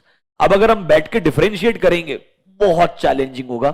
बहुत बार काउंसिल के डिसीजन आप पढ़ोगे तो ये बोलते हैं यू आर गिल्टी, और वो खुद भी काउंसिल बोलता है बिकॉज ऑफ क्लॉज 5 6 7 ऐसा बोलेगा, या बोलेगा क्लॉज 5 6 दोनों में कवर होते हो। क्योंकि इवन काउंसिल को भी, that is committee and board of discipline, जब ये लोग डिसीजन देते हैं ऐसा हर बार नहीं बोल सकते ये सर्कमस्टेंसेस इसी क्लॉज में आएगा। हमारे आईसीए का आंसर का एक्सपेक्टेशन कभी कभी ऐसा होता है, ये जरूर एक बहुत बड़ी प्रॉब्लम है। और कभी कभी आईसीए के सजेस्टेड आंसर में भी मल्टीपल क्लॉजेस मेंशन्ड होते हैं। प्लीज एक रिक्वेस्ट है, जब मैं अगले क्लॉज 5 6 7 8 पढ़ा रहा हूं, दिमाग को ओपन रखिएगा, इंडिविजुअली समझने का ट्राई कीजिएगा। फिर जब कुछ एग्जांपल्स डिस्कस करेंगे तो बताऊंगा कैसे सेम सिचुएशन में मल्टीपल क्लॉजेस आ सकते हैं और कैसे हमें कभी कभी स्पेसिफिक क्लॉज का ही आंसर देना पड़ेगा। वो मैं खुद आपको एग्जांपल्स और क्वेश्चन साथ में बताऊंगा। पहले इंडिविजुअल इंटरप्रिटेशन कंप्लीट कर लेते हैं। Let's go two clause number 5। 5 के अंदर एक वर्ड है मटीरियल फैक्ट, 6 में एक वर्ड है मटीरियल मिसस्टेटमेंट। 2 वर्ड्स इंपॉर्टेंट है, पहले 5 पढ़ते हैं। देखिए 5 क्या बोलता है। A CA in practice shall be deemed to be guilty of professional misconduct if he fails to disclose, मतलब सीए फेल्स टू डिस्क्लोज क्या sir? A material fact that is known to the CA, मतलब a member in practice is aware of a material fact, जो उसे पता है, जो sir disclosed नहीं है। किधर डिस्क्लोज नहीं है? फाइनेंशियल स्टेटमेंट में, which is not disclose in the fine. मतलब इनडायरेक्टली क्या बोल रहे हो आप? कुछ डिस्क्लोजर फाइनेंशियल स्टेटमेंट में आना चाहिए था जो डिस्क्लोज नहीं किया है। आपको इसके बारे में पता है, आपको लगता है ये मटेरियल इंफॉर्मेशन है, तो क्या आपने इसे हाईलाइट करके अपनी रिपोर्ट में देना चाहिए? हां। अगर मैं मेरे रिपोर्ट में इसको डिस्क्लोज ना करूं तो क्या ना इसे I will be guilty of professional misconduct? Yes. थोड़ा सोचो, कोई अगर मटेरियल फैक्ट है, डिस्क्लोज होना चाहिए था, डिस्क्लोज नहीं है, it is as good as a material misstatement. और कभी कभी क्या होता है ना, आर्ग्यूमेंट हो जाता है कि यार ये हमें लगता है मटेरियल मिसस्टेटमेंट के डेफिनेशन में आएगा कि नहीं आएगा, क्योंकि उसका डेफिनेशन 450 से आता है, जहां बोलता है एप्लीकेबल एफआरएफ ने जो बोला वैसा अकाउंटिंग नहीं किया, वैसा क्लासिफिकेशन नहीं किया, वैसा डिस्क्लोजर। तो कभी कभी ऐसा हो जाता है, अ सिचुएशन में sound material, but let's say उसको आप मिसस्टेटमेंट डिक्लेयर नहीं कर पा रहे हो, फिर भी आपके रिपोर्ट में वो मैटर आना तो चाहिए, क्योंकि वो मैटर क्या नहीं है? डिस्क्लोज्ड नहीं है। It is actually sounding like a material misstatement. But ये क्या बोलता है? भाई हमने वर्ड फैक्ट लिखा है, मिसस्टेटमेंट अगले क्लॉज में आएगा, तो मेजॉरिटी केसेस में क्लॉज 6 आता है। मेजॉरिटी केसेस में क्या आता है, क्लॉज 6 आता है, क्योंकि गलती है, non disclosure itself is a mistake. आगे एक सेंटेंस पढ़ो sir, but disclosure of this fact is necessary in making such financial statement not misleading. मतलब ये डिस्क्लोजर नहीं किया तो मिसलीडिंग हो जाएगा, मतलब ये डिस्क्लोजर देना चाहिए था। तो कैन आई से, अगर मैं एक कंपनी के फाइनेंशियल स्टेटमेंट के साथ में एसोसिएटेड हूं, एक कंपनी के फाइनेंशियल स्टेटमेंट के साथ में एसोसिएटेड हूं, जिसके अंदर एक इंपॉर्टेंट मैटर क्या नहीं है, डिस्क्लोज नहीं है, तो मैंने क्या करना चाहिए, उसे डिस्क्लोज करना चाहिए। अगर मैं उसे डिस्क्लोज ना करूं तो मैं प्रोफेशनल मिसकंडक्ट के लिए गिल्टी पाया जाएगा। हाँ, इसमें एक चीज इंटरेस्टिंग है, मटेरियल मिसस्टेटमेंट रेलेवेंट होता है ऑडिट के अंदर।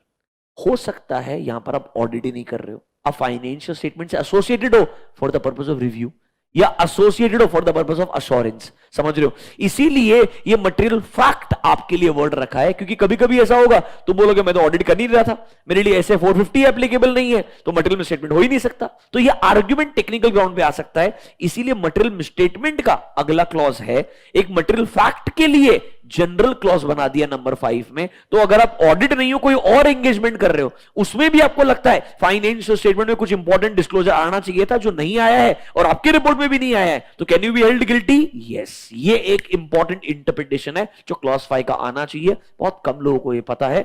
आई बिलीव जब तक आप बहुत बार ये चीज रीड नहीं करते हैं, स्टैंडर्ड्स नहीं पढ़ते हैं, आपको खुद इंटरप्रिटेशन अलग अलग तरीके से करने में समय लगता है। पढ़िएगा मेरे साथ वापस से।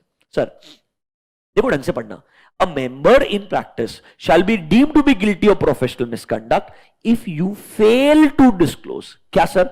एक मटेरियल फैक्ट जो आपको पता है क्या? हाँ, बट वो क्या नहीं है सर? नॉट डिस्क्लोज है इन। अच्छा सुनो, अगर ये डिस्क्लोज होता तो ये मेरे ईओम में आ सकता था, पर ये क्या बोल रहा है? This matter is not disclose. तो ये ईओम वाला मैटर नहीं है। लोगों को लगता है ये मैटर ईओम वाला है, नहीं, ईओम के अंदर बोला था it should be disclose in financial statement, but this matter is not disclose. और देखो क्या बोलता है, इसका डिस्क्लोजर ना नेसेसरी है ताकि फाइनेंशियल स्टेटमेंट यूजर के लिए क्या नहीं होंगे, मिसलीडिंग नहीं होंगे। एंड देखो क्या बोलता है, where you are concerned with that financial statement in a professional capacity. ये नहीं बोला एज अ ऑडिटर एसोसिएटेड हो, उसने क्या बोला है? प्रोफेशनल कैपेसिटी में एसोसिएटेड हो। मतलब ये रिव्यू भी हो सकता है, अश्योरेंस भी हो सकता है, कंपाइलेशन एंगेजमेंट भी हो सकता है। ऐसा नहीं है ना ये सिर्फ ऑडिट को ही कवर करेगा, कंपाइलेशन में भी आपको लगता है मटेरियल फैक्ट है, डिस्क्लोजर में आना चाहिए, आपने मैनेजमेंट को बोला, उन्होंने डिस्क्लोज नहीं किया, कहना इसे आपको तो डिस्क्लोज अपनी रिपोर्ट में करना पड़ेगा ना। हाँ, मतलब सुनिए, ये सिर्फ ऑडिट के बारे में बात नहीं कर रहा है, क्योंकि ऑडिट को तो अगले वाले में कवर कर लिया जाएगा। यहां पर ये सारे प्रोफेशनल एंगेजमेंट्स में कुछ भी मटेरियल आपको मिला है जो आपने डिस्क्लोज करना चाहिए था पर आपने डिस्क्लोज नहीं किया है, तो आप गिल्टी पाए जाएंगे।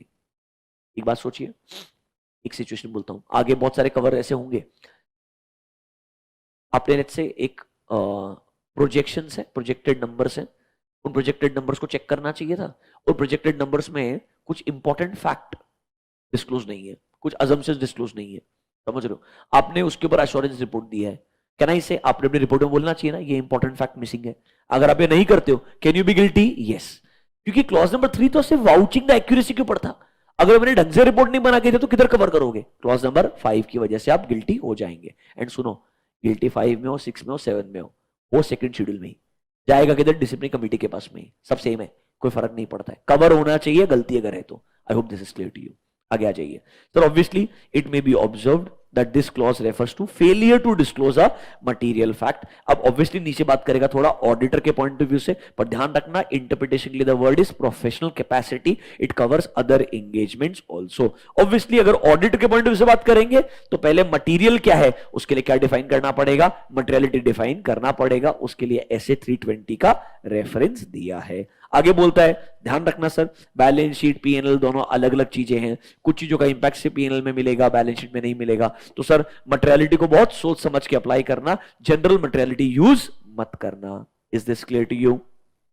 ध्यान रखना, इसमें आपके रिपोर्ट भी कवर होते हैं, सर्टिफिकेट्स भी कवर होते हैं, जो आप अदर पर्पसेस के लिए भी दे सकते हैं, इनकम टैक्स पर्पस वगैरह। I told you it is not only statutory audit, statutory audit के अलावा कोई भी और असाइनमेंट हो सकता है। The word is professional capacity में जो भी काम आप लेते हैं उसमें कोई भी अगर इंपॉर्टेंट डिस्क्लोजर देना चाहिए था, आपने उसे इग्नोर कर दिया, तो आप गिल्टी पाए जाएंगे। इस क्लॉज नंबर 5 का अंडरस्टैंडिंग क्लियर टू यू। अब 6 जो है वो बहुत स्पेसिफिक है। देखो 6 मेरे साथ पढ़ो क्या बोलता है। If you fail to report a material misstatement, इस बार वो स्पेसिफिकली वर्ड क्या यूज कर रहा है, मटीरियल मिसस्टेटमेंट। अब ये मटीरियल मिसस्टेटमेंट ना एसएस में डिफाइंड है, जो आपको लगता है फाइनेंशियल स्टेटमेंट में है। इधर भी वर्ड क्या है, प्रोफेशनल कैपेसिटी, बट इधर वर्ड क्या है, मटीरियल मिसस्टेटमेंट है। तो ये इनडायरेक्टली ऑडिट के हिसाब से ही बात कर रहा है, बिकॉज ये वर्ड ऑडिट में सबसे ज्यादा रेलेवेंट होता है, बिकॉज आपका ओपिनियन बदल जाता है because of the word material misstatement. Simple सा बात है, फाइनेंशियल स्टेटमेंट में मटीरियल मिसस्टेटमेंट है, आपने ये हाईलाइट नहीं किया, रिपोर्ट में इंक्लूड नहीं किया। Can you B held guilty of professional misconduct? Yes. इधर भी मटेरियलिटी बाकी सब चीजें सेम वैसे ही अप्लाई होगी जैसे 5 में अप्लाई होती है। मतलब 5 एंड 6 इंटरकनेक्टेड है, प्लीज समझिए। हो सकता है कोई इंपॉर्टेंट इंफॉर्मेशन है पर आपको लगता है कि ये मिसस्टेटमेंट नहीं होगा, बट इंफॉर्मेशन तो इंपॉर्टेंट है यूजर के लिए, तो भाई वो मटेरियल फैक्ट में कवर हो जाएगा। तो fact is a broader concept, misstatement is specific. हो सकता है fact can become a misstatement but not all facts will be misstatements. ऐसा हो सकता है there is a important information आपके मिसस्टेटमेंट के डेफिनेशन में फिट नहीं होता होगा, बट उसका भी नॉन डिस्क्लोजर गलती जरूर मानी जाएगी। इस 5 एंड 6 क्लियर टू यू? याद रखने के लिए 5 is about material fact, 6 is about material misstatement. Is this clear? 2 minute spend कीजिए, 5 6 को पढ़ लीजिए, फिर आगे जाएंगे। देखो ये सेकंड शेड्यूल ना बहुत जल्दी खत्म होता है टेक्निकली, बट इधर ना बहुत एफर्ट डाल के समझने की जरूरत है। मतलब it will require maximum 1.5 hour कि हम पूरा सेकंड शेड्यूल को आराम से कवर कर लेंगे, डिटेल में, लिटरली डिटेल में कवर कर लेंगे, बट थोड़ा समय देना चाहिए। वो 1.5 आवर देना चाहिए, इसको 15-20 मिनट में खत्म करके फायदा नहीं है। ऐसा मत सोचो 10 क्लॉज है छोटे छोटे जल्दी खत्म कर दो, उधर रेलेवेंस बहुत ज्यादा हो सकता। पढ़िए।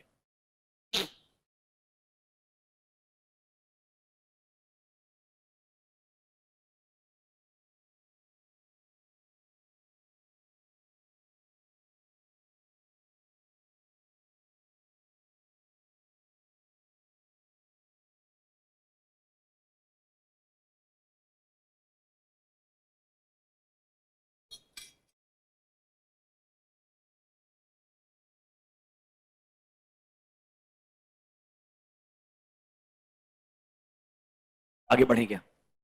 अगले वाला क्लॉज खतरनाक है। बहुत सारे आंसर्स में क्लॉज नंबर 7 आता है। 7 समझ में जरूर आता है, बट इवन ऑनेस्टली बता रहा हूं केसेस में जब अप्लाई करते हैं 7 के साथ साथ में दूसरा क्लॉज भी आपको देखने को मिल सकता है। 8 7 साथ साथ में आ सकते हैं, कभी कभी 6 7 8 साथ साथ में आ सकते हैं। It is highly possible. Please समझिए, जब ये बनाया गया तो उन्होंने सोचा अगर आप गिल्टी हैं तो आपको पकड़ना जरूरी है, आपको पिनलाइज करना जरूरी है। वो ये नहीं सोच रहे थे आईसीआई के क्वेश्चन के लिए अच्छा आंसर में क्या कौन सा क्लॉज लिखेगा। They were not thinking like this. Their thought process was not from student point of view. Their thought process was from members point of view. तो प्लीज इंटरप्रिटेशन समझिएगा क्लॉज नंबर 7 का। 7 क्या बोलता है? इंटरेस्टिंग चीज है। अगर आपने ड्यू डिलिजेंटली काम नहीं किया है या आप ग्रॉसली नेग्लिजेंट हो, 2 वर्ड्स हैं। एक होता है ड्यू डिलिजेंटली काम नहीं करना, एक होता है ग्रॉसली नेग्लिजेंट होना। अब ड्यू डिलिजेंटली का मतलब ऐसा इंटरप्रिटेशन हो सकता है कि भाई आप गलती कर बैठे बट ये गलती इंटेंशनल नहीं थी। फॉर एग्जांपल सैंपलिंग लगाया, सैंपलिंग के अंदर थोड़ा सा हमको लगता है सैंपलिंग का मेथड इनअप्रोप्रिएट हो गया, सैंपल साइज थोड़ा ऊपर नीचे हो गया, ये आपने जानबूझ के नहीं किया, मे बी आपका इंटरप्रिटेशन गलत हो गया यहां पे। Do you get my point? It can be understood कि तुम्हारी गलती तो हुई है बट सर ये आपने ढंग से काम नहीं किया ड्यू डिलिजेंटली, इसलिए गलती हुई है। ग्रॉसली नेग्लिजेंट मतलब जब इंटेंशनल होता है। मान लो फॉर एग्जांपल किसी एरिया में ROM is very high, risk of material misstatement is high, तो उस एरिया को इग्नोर ही कर देते हो। मतलब उधर ना कंट्रोल टेस्टिंग करते हो ना अमाउंट टेस्टिंग करते हो, सिर्फ और सिर्फ रिटर्न रिप्रेजेंटेशन ले लेते हो। ये ग्रॉसली नेग्लिजेंट सिचुएशन है जहां पे तुमको सब पता था प्रोसीजर लगाने चाहिए, तुमने वो जानबूझ करके प्रोसीजर नहीं लगाए, या क्लियरली तुम्हारा अप्रोच एकदम गलत है, although you are aware of it. कहना इससे तब हम बोलेंगे आप ग्रॉसली क्या हो? नेग्लिजेंट हो। अब थोड़ा सोचो, आपको मटेरियल मिसस्टेटमेंट मालूम है फिर भी आपने मॉडिफिकेशन नहीं दिया तो आप ग्रॉसली नेग्लिजेंट ही हो गए ना। तो आपस से बता रहा हूं 6 एंड 7 ऐसा लगेगा सेम ही है ऑनेस्टली स्पीकिंग, क्योंकि कोई गलती को ओवरलुक कर देना मतलब ढंग से काम नहीं करना ही हो गया। आइए क्लॉज नंबर 7 पढ़िए। C in practice shall be deemed to be guilty of professional misconduct if he does not exercise due diligence, मतलब ढंग से काम नहीं करते हो या ग्रॉसली नेग्लिजेंट हो while conducting your professional duties. अब सर यहां पे इंटरप्रिटेशन का गेम है, ग्रॉसली नेग्लिजेंट थोड़ा सीरियस माना जाएगा, ड्यू डिलिजेंटली काम नहीं किया थोड़ा कम सीरियस माना जाएगा, पर गलती गलती होती है। अनइंटेंशनली कोई एरर वगैरह हो गया तो बोलेंगे तुमने ड्यू डिलिजेंटली काम नहीं किया। इंटेंशनल लग रहा है, जहां पे क्लियरली बताया तुमने ऐसा बिल्कुल नहीं करना चाहिए था, तो हम बोलेंगे आप ग्रॉसली नेग्लिजेंट हो। सिनेरियोस अलग अलग है, सिचुएशन टू सिचुएशन में बोर्ड ऑफ डिसिप्लिन बनाया, डिसिप्लिन कमेटी बनाई है और यहां तो डिसिप्लिन कमेटी डिसाइड करेगी सेकंड शेड्यूल के अंदर आप गिल्टी हो या नहीं। हम और आप बैठ करके बेसिक एक फैक्ट ऑफ द केस के बेसिस पे डिसाइड एक्चुअली में नहीं कर सकते। हम उतना ही डिसाइड करेंगे जितना आईसीआई को अपने आंसर में चाहिए। देखिए ढंग से दो तीन चीजों को पढ़िएगा। It is the duty of the auditor to bring to bear on the work, जो आपने काम किया है उसके अंदर आप कॉम्पिटेंटली काम करें, केयरफुल तरीके से काम करें, कॉशियस तरीके से काम करें। हाँ हम मानते हैं ऑडिटर को डिटेक्टिव बनने की जरूरत नहीं है, he is a watch dog not a blood hound, but अगर कोई गलतियां मिले या सस्पिशन हो जाए कि गलतियां हो सकती है तब तो डिटेल में चेकिंग करना चाहिए ना यार, तब तो आपको केयरफुली काम करना ही चाहिए। मतलब दोनों साइड बोल रहा है, हाँ भाई हम मानते हैं ऑडिट के अंदर कुछ इनहेरेंट लिमिटेशंस है, but still if there is anything suspicious उसे कंप्लीटली ओवरलुक कर देना गलत माना जाएगा। देखिए professional misconduct is a important term जहां पर बहुत सारी जनरल चीजें आ सकती है। यहां पे Fairlie serious cases of misconduct gross negligence में कवर होंगे। सिर्फ नेग्लिजेंस है तो बाय डिफॉल्ट ग्रॉस नेग्लिजेंस नहीं होगा, मतलब छोटी मोटी नेग्लिजेंस को हम ग्रॉस नेग्लिजेंस नहीं बोलते हैं। इसीलिए तो सुनिए ना, डिसिप्लिन कमेटी के पास भी तो ऑप्शन है, या तो सिर्फ रिप्रिमांड कर दो मतलब वार्निंग देके छोड़ दो। तो आप जब अनइंटेंशनली गलती कर रहे हो, नेग्लिजेंट हो, तो शायद वो आपको वार्निंग देके छोड़ देगा। ग्रॉसली नेग्लिजेंट हो तो सस्पेंशन हो जाएगा मेंबरशिप से, परमानेंटली भी हो सकता है, डिपेंड करता है आपने कितना सिग्निफिकेंट गलती किया है। This is your clause number 7। थोड़ा समझ में आ रहा है क्या आपको? मेरे हिसाब से सारे के सारे क्लॉजेस हमने अभी तक डिटेल में डिस्कस किए, एक बार रिवाइज कर लेते हैं। Number 1 was your confidentiality clause. Number 2, आप सर रिपोर्ट पे साइन करके दे रहे हैं जबकि आपने फाइनेंशियल स्टेटमेंट को ढंग से ऑडिट नहीं किया था, खुद ने नहीं किया, आपके पार्टनर ने नहीं किया, आपके एम्प्लॉय ने नहीं किया, या किसी और प्रैक्टिसिंग सीए ने ये ऑडिट नहीं किया था। तीसरा चीज, सर कोई ना कोई एस्टिमेशन है regarding the profits which is contingent upon future events, और आप इनडायरेक्टली ऐसा लगता है वाउच कर दे हो अबाउट इट्स एक्यूरेसी, तो आप गिल्टी पाए जाएंगे क्लॉज नंबर 3 में। Number 4 is independence clause. आपका, आपके फर्म का, आपके पार्टनर का सब्सटैंशियल इंटरेस्ट है, फिर भी आप ऑडिट कर देते हो, सर गिल्टी पाए जाओगे क्लॉज नंबर 4 के अंदर। 5 इज अबाउट मटीरियल फैक्ट, जो डिस्क्लोज होना चाहिए था, जिसके डिस्क्लोजर नहीं होने की वजह से यूजर्स के लिए फाइनेंशियल स्टेटमेंट मिसलीडिंग हो सकते हैं, आपने भी ये मटेरियल फैक्ट डिस्क्लोज नहीं किया, you are guilty under clause number 5। Number 6 is material misstatement. Clearly material misstatement मिलता है फाइनेंशियल स्टेटमेंट में, आप उसे डिस्क्लोज नहीं करते हैं अपने ऑडिट रिपोर्ट में या अपनी किसी भी रिपोर्ट में, you are guilty under clause number 6। 7 बोलता है आप सर ड्यू डिलिजेंटली काम नहीं करते हैं या ग्रॉसली नेग्लिजेंट अपनी ड्यूटीज को लेकर के, तो sir you can be held guilty of professional misconduct under clause number 7। Are you comfortable? आखिरी क्लॉज पे जाते हैं 8 पे, मतलब 10 क्लॉज है बट ये 5, 6, 7, 8 इंटरकनेक्टेड थे, वो इंटरकनेक्टेड वाला आखिरी क्लॉज है क्लॉज नंबर 8। 8 क्या बोलता है सुनिएगा। आपने सुना होगा ये बात, जब हम हमारा ओपिनियन फॉर्म करना चाहते हैं तो भाई आपको मालूम है हम हमारे फाइनेंशियल स्टेटमेंट का जब चेकिंग कर रहे हैं एंड ओपिनियन तक आ रहे हैं, क्या हमने वहां तक आने से पहले sufficient and appropriate audit evidence obtain करना चाहिए? बिल्कुल, इसके बिना हमने ओपिनियन नहीं अराइव करना चाहिए। तो अगर मैं बिना sufficient and appropriate information obtain किए ओपिनियन दे दूं, will I be held guilty? Yes, it is as good as material statement तुमने इग्नोर कर दिए होंगे। Can I say sufficient and appropriate information obtain नहीं करना ओपिनियन तक आने के लिए, इट्स इनडायरेक्टली कुछ गलतियों को तुमने ओवरलुक कर दिया होगा। Sounds like clause number 6 only. Close है, या बोल दो ग्रॉसली नेग्लिजेंट हो, तुमने ढंग से काम ही नहीं किया, ढंग से इंफॉर्मेशन ऑब्टेन नहीं किया। इसलिए 7 और 8 तो ऑलमोस्ट सेम ही साउंड करते हैं, बट एक्चुअली में समझिए वो हर तरीके से एक मेंबर अगर गलती कर रहा है उसे कैप्चर करना चाहते हैं, आपके आईसीआई के आंसर के हिसाब से नहीं सोच रहे थे। तो मतलब सर क्या ऐसा हो सकता है हमने ओपिनियन तक आने से पहले प्रॉपर इंफॉर्मेशन ऑब्टेन नहीं किया, तो सर हम गिल्टी पाए जाएंगे। ये है क्लॉज 8 का फर्स्ट पार्ट, ये लॉजिकल है, पहले पढ़ो फिर सेकंड पार्ट एक्सप्लेन करता हूं, वो ट्रिकी है। आइए क्लॉज नंबर 8 क्या बोलता है। A CA in practice shall be deemed to be guilty of professional misconduct if he fails to obtain sufficient information जो कि नेसेसरी है फॉर एक्सप्रेसिंग एन ओपिनियन, मतलब मैंने इंफॉर्मेशन ही ढंग से सफिशिएंटली ऑब्टेन नहीं किया तो मैं सर ओपिनियन बराबर से दे नहीं पाऊंगा, तो कैन आई से ओपिनियन तो दे दिया पर ढंग से इंफॉर्मेशन नहीं निकाला, कैन आई से कुछ गलतियां ओवरलुक हो सकती है, तो सर इस केस में तुम गिल्टी हो। और एक इंटरेस्टिंग सिचुएशन है, इस बार ये मत सोचो अगर आप ऐसे बोलोगे तो हर ऑडिटर क्या बोलेगा अपने वर्किंग पेपर के थ्रू, हमने तो भाई sufficient and appropriate audit evidence obtain किया था। उल्टा सोचिए, लेट्स से आपने जो पार्ट को चेक नहीं किया, जो पार्ट को छोड़ दिया, तो मतलब ऐसा बोलिए कि हमने कुछ एविडेंसेस इंफॉर्मेशन ऑब्टेन किए, कुछ हमको इमटेरियल लगे इसलिए हमने उनको छोड़ दिया। जो आपने छोड़ दिया क्या वो एक्सेप्शंस इतने मटीरियल हैं कि हमने जो ओपिनियन दिया है ना इसे नेगेट कर देंगे? क्या कर देंगे? नेगेट कर देंगे। नेगेट कर देंगे मतलब नलीफाई कर देंगे। सुनिए, एक ग्रुप ऑडिट है, अब ग्रुप ऑडिट में हो सकता है ना सीएफएस के अंदर आपके बहुत सारे अलग अलग सब्सिडरी ज्वाइंट वेंचर्स के एसएफएस इन्वॉल्व रहेंगे। आप कुछ कुछ सब्सिडरीज को बोलते हैं उधर अमाउंट इन्वॉल्व मटेरियल नहीं है, आपने उन्हें कंप्लीटली इग्नोर कर दिया, ना तो आपने ऑडिट किया ना लेट्स से किसी और ऑडिटर की रिपोर्ट को रेफर किया।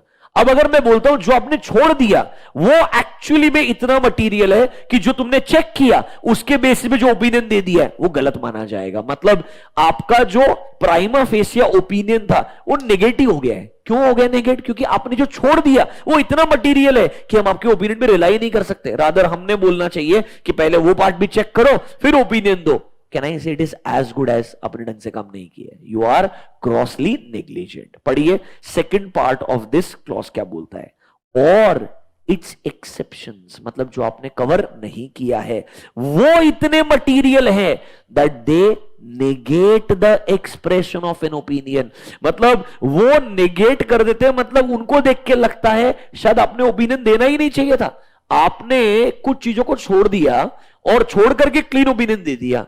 एक्चुअली जो चीज छोड़ दिया वो इतनी मटीरियल है कि अगर वो चेक करते तो शायद आप ओपिनियन देते ही नहीं। तो मतलब सेकंड पार्ट बोलता है ऐसा नहीं होना चाहिए, what we have not checked is so material that will make us nullify our opinion, that means not give our opinion. मतलब हमने दे दिया क्लीन, जो हमने छोड़ा अगर वो चेक किया होता शायद हम देते डिस्क्लेमर। डिस्क्लेमर मतलब क्या है? We do not express our opinion. क्या वो इतना मटेरियल है क्या? अगर हाँ तो सर उस केस में हम बोलेंगे आपने गलती कर दी है। आइए एक लाइन को पढ़िएगा। It is expected of a CA that अपना ओपिनियन देने से पहले वो सब कुछ चेक करेगा, इंपॉर्टेंट इंफॉर्मेशन एक्सप्लेनेशन ऑब्टेन करेगा। CA should not express, number 3 को पढ़िएगा, an opinion before acquiring the required data in information. And जो क्लॉज का सेकंड पार्ट है वो क्या बोलता है, अगर इनएडिक्वेसी ऑफ इंफॉर्मेशन और डेटा की वजह से हमें लगता है आपकी रिपोर्ट सरकमस्क्रिप्ट हो जाएगी टू एन एक्सटेंट, मतलब रेस्ट्रिक्ट हो जाएगी कि भाई आप शायद ओपिनियन दे ही नहीं सकते हैं, मतलब शायद इनडायरेक्टली आपने क्या एक्सप्रेस करना चाहिए था, disclaimer in no uncertain terms, मतलब क्लियरली बोलना चाहिए था। इधर डिस्क्लेमर होगा बिकॉज जो हमने छोड़ दिया है वो इतना मटीरियल है कि उसने हमारे ओपिनियन के एक्सप्रेशन को निगेट कर देना चाहिए, नलीफाई कर देना चाहिए, खत्म कर देना चाहिए। इधर 705 का इंटरप्रिटेशन इंपॉर्टेंट है दैट सर हमने सर्कमस्टेंसेस को देखते हुए क्लीन या क्वालिफाइड दे दिया, जबकि एक्चुअली जो हमने छोड़ दिया वो अगर ढंग से चेक किया होता तो ये परवेजिव हो जाता, तो शायद हमने डिस्क्लेमर देना चाहिए था ना कि qualified. I hope you understand this. ये 705 से इंटरप्रिटेशन आया है। इस clause number 8 clear to you? हमने अभी तक 5, 6, 7, 8 4 क्लॉजेस याद रखना। 5 इज मटेरियल फैक्ट का डिस्क्लोजर नहीं है। 6 मटेरियल स्टेटमेंट आपने डिस्क्लोज नहीं किया है। 7 आप या तो ड्यू डिलिजेंटली काम नहीं किया या आप ग्रॉसली नेग्लिजेंट थे। 8 आपने सफिशिएंट इंफॉर्मेशन नहीं लिया है टू एक्सप्रेस योर ओपिनियन, या जो एक्सेप्शन है वो इतने मटेरियल है कि वो आपके ओपिनियन को क्या कर देंगे, नेगेट कर देंगे। ये चारों आपको पता होने चाहिए। आपको एक आध एग्जांपल दिखाएं इन चारों के अराउंड ताकि आपको थोड़ा सा समझेगा कि एप्लीकेशन में बहुत सारी चीजें साथ में आ सकती है। लेट्स रीड 1 और 2 केसेस। कुछ कोर्ट के डिसीजन लिख के दिए हैं, इसमें से मेरे को 2 केस बड़े अच्छे लगते हैं। एक है केस नंबर 2, से पढ़िएगा, देखो क्या बोलता है। कमिटी ने नोट किया कि एक ट्रांजैक्शन हुआ था लैंड के रिलेटेड बिटवीन शिव दर्शन फर्म, मतलब एक पार्टनरशिप फर्म है, एंड सिद्धेश्वरी डेवलपर्स। इन दोनों एंटिटी के बीच में ट्रांजैक्शन हुआ था। तो ये एक्चुअली में किसके बुक्स में आना चाहिए था? शिवदर्शन पार्टनरशिप फर्म के बुक्स में आना चाहिए था, ना कि शिवदर्शन कंस्ट्रक्शन नाम से एक और अलग प्रोप्राइटी कंसर्न है। तो कहना इसे बहुत ही यूजलेस है। ट्रांजैक्शन दो एंटिटी के बीच में है, एंट्री थर्ड एंटिटी के अंदर किया है। समझ रहे हो मेरा बात?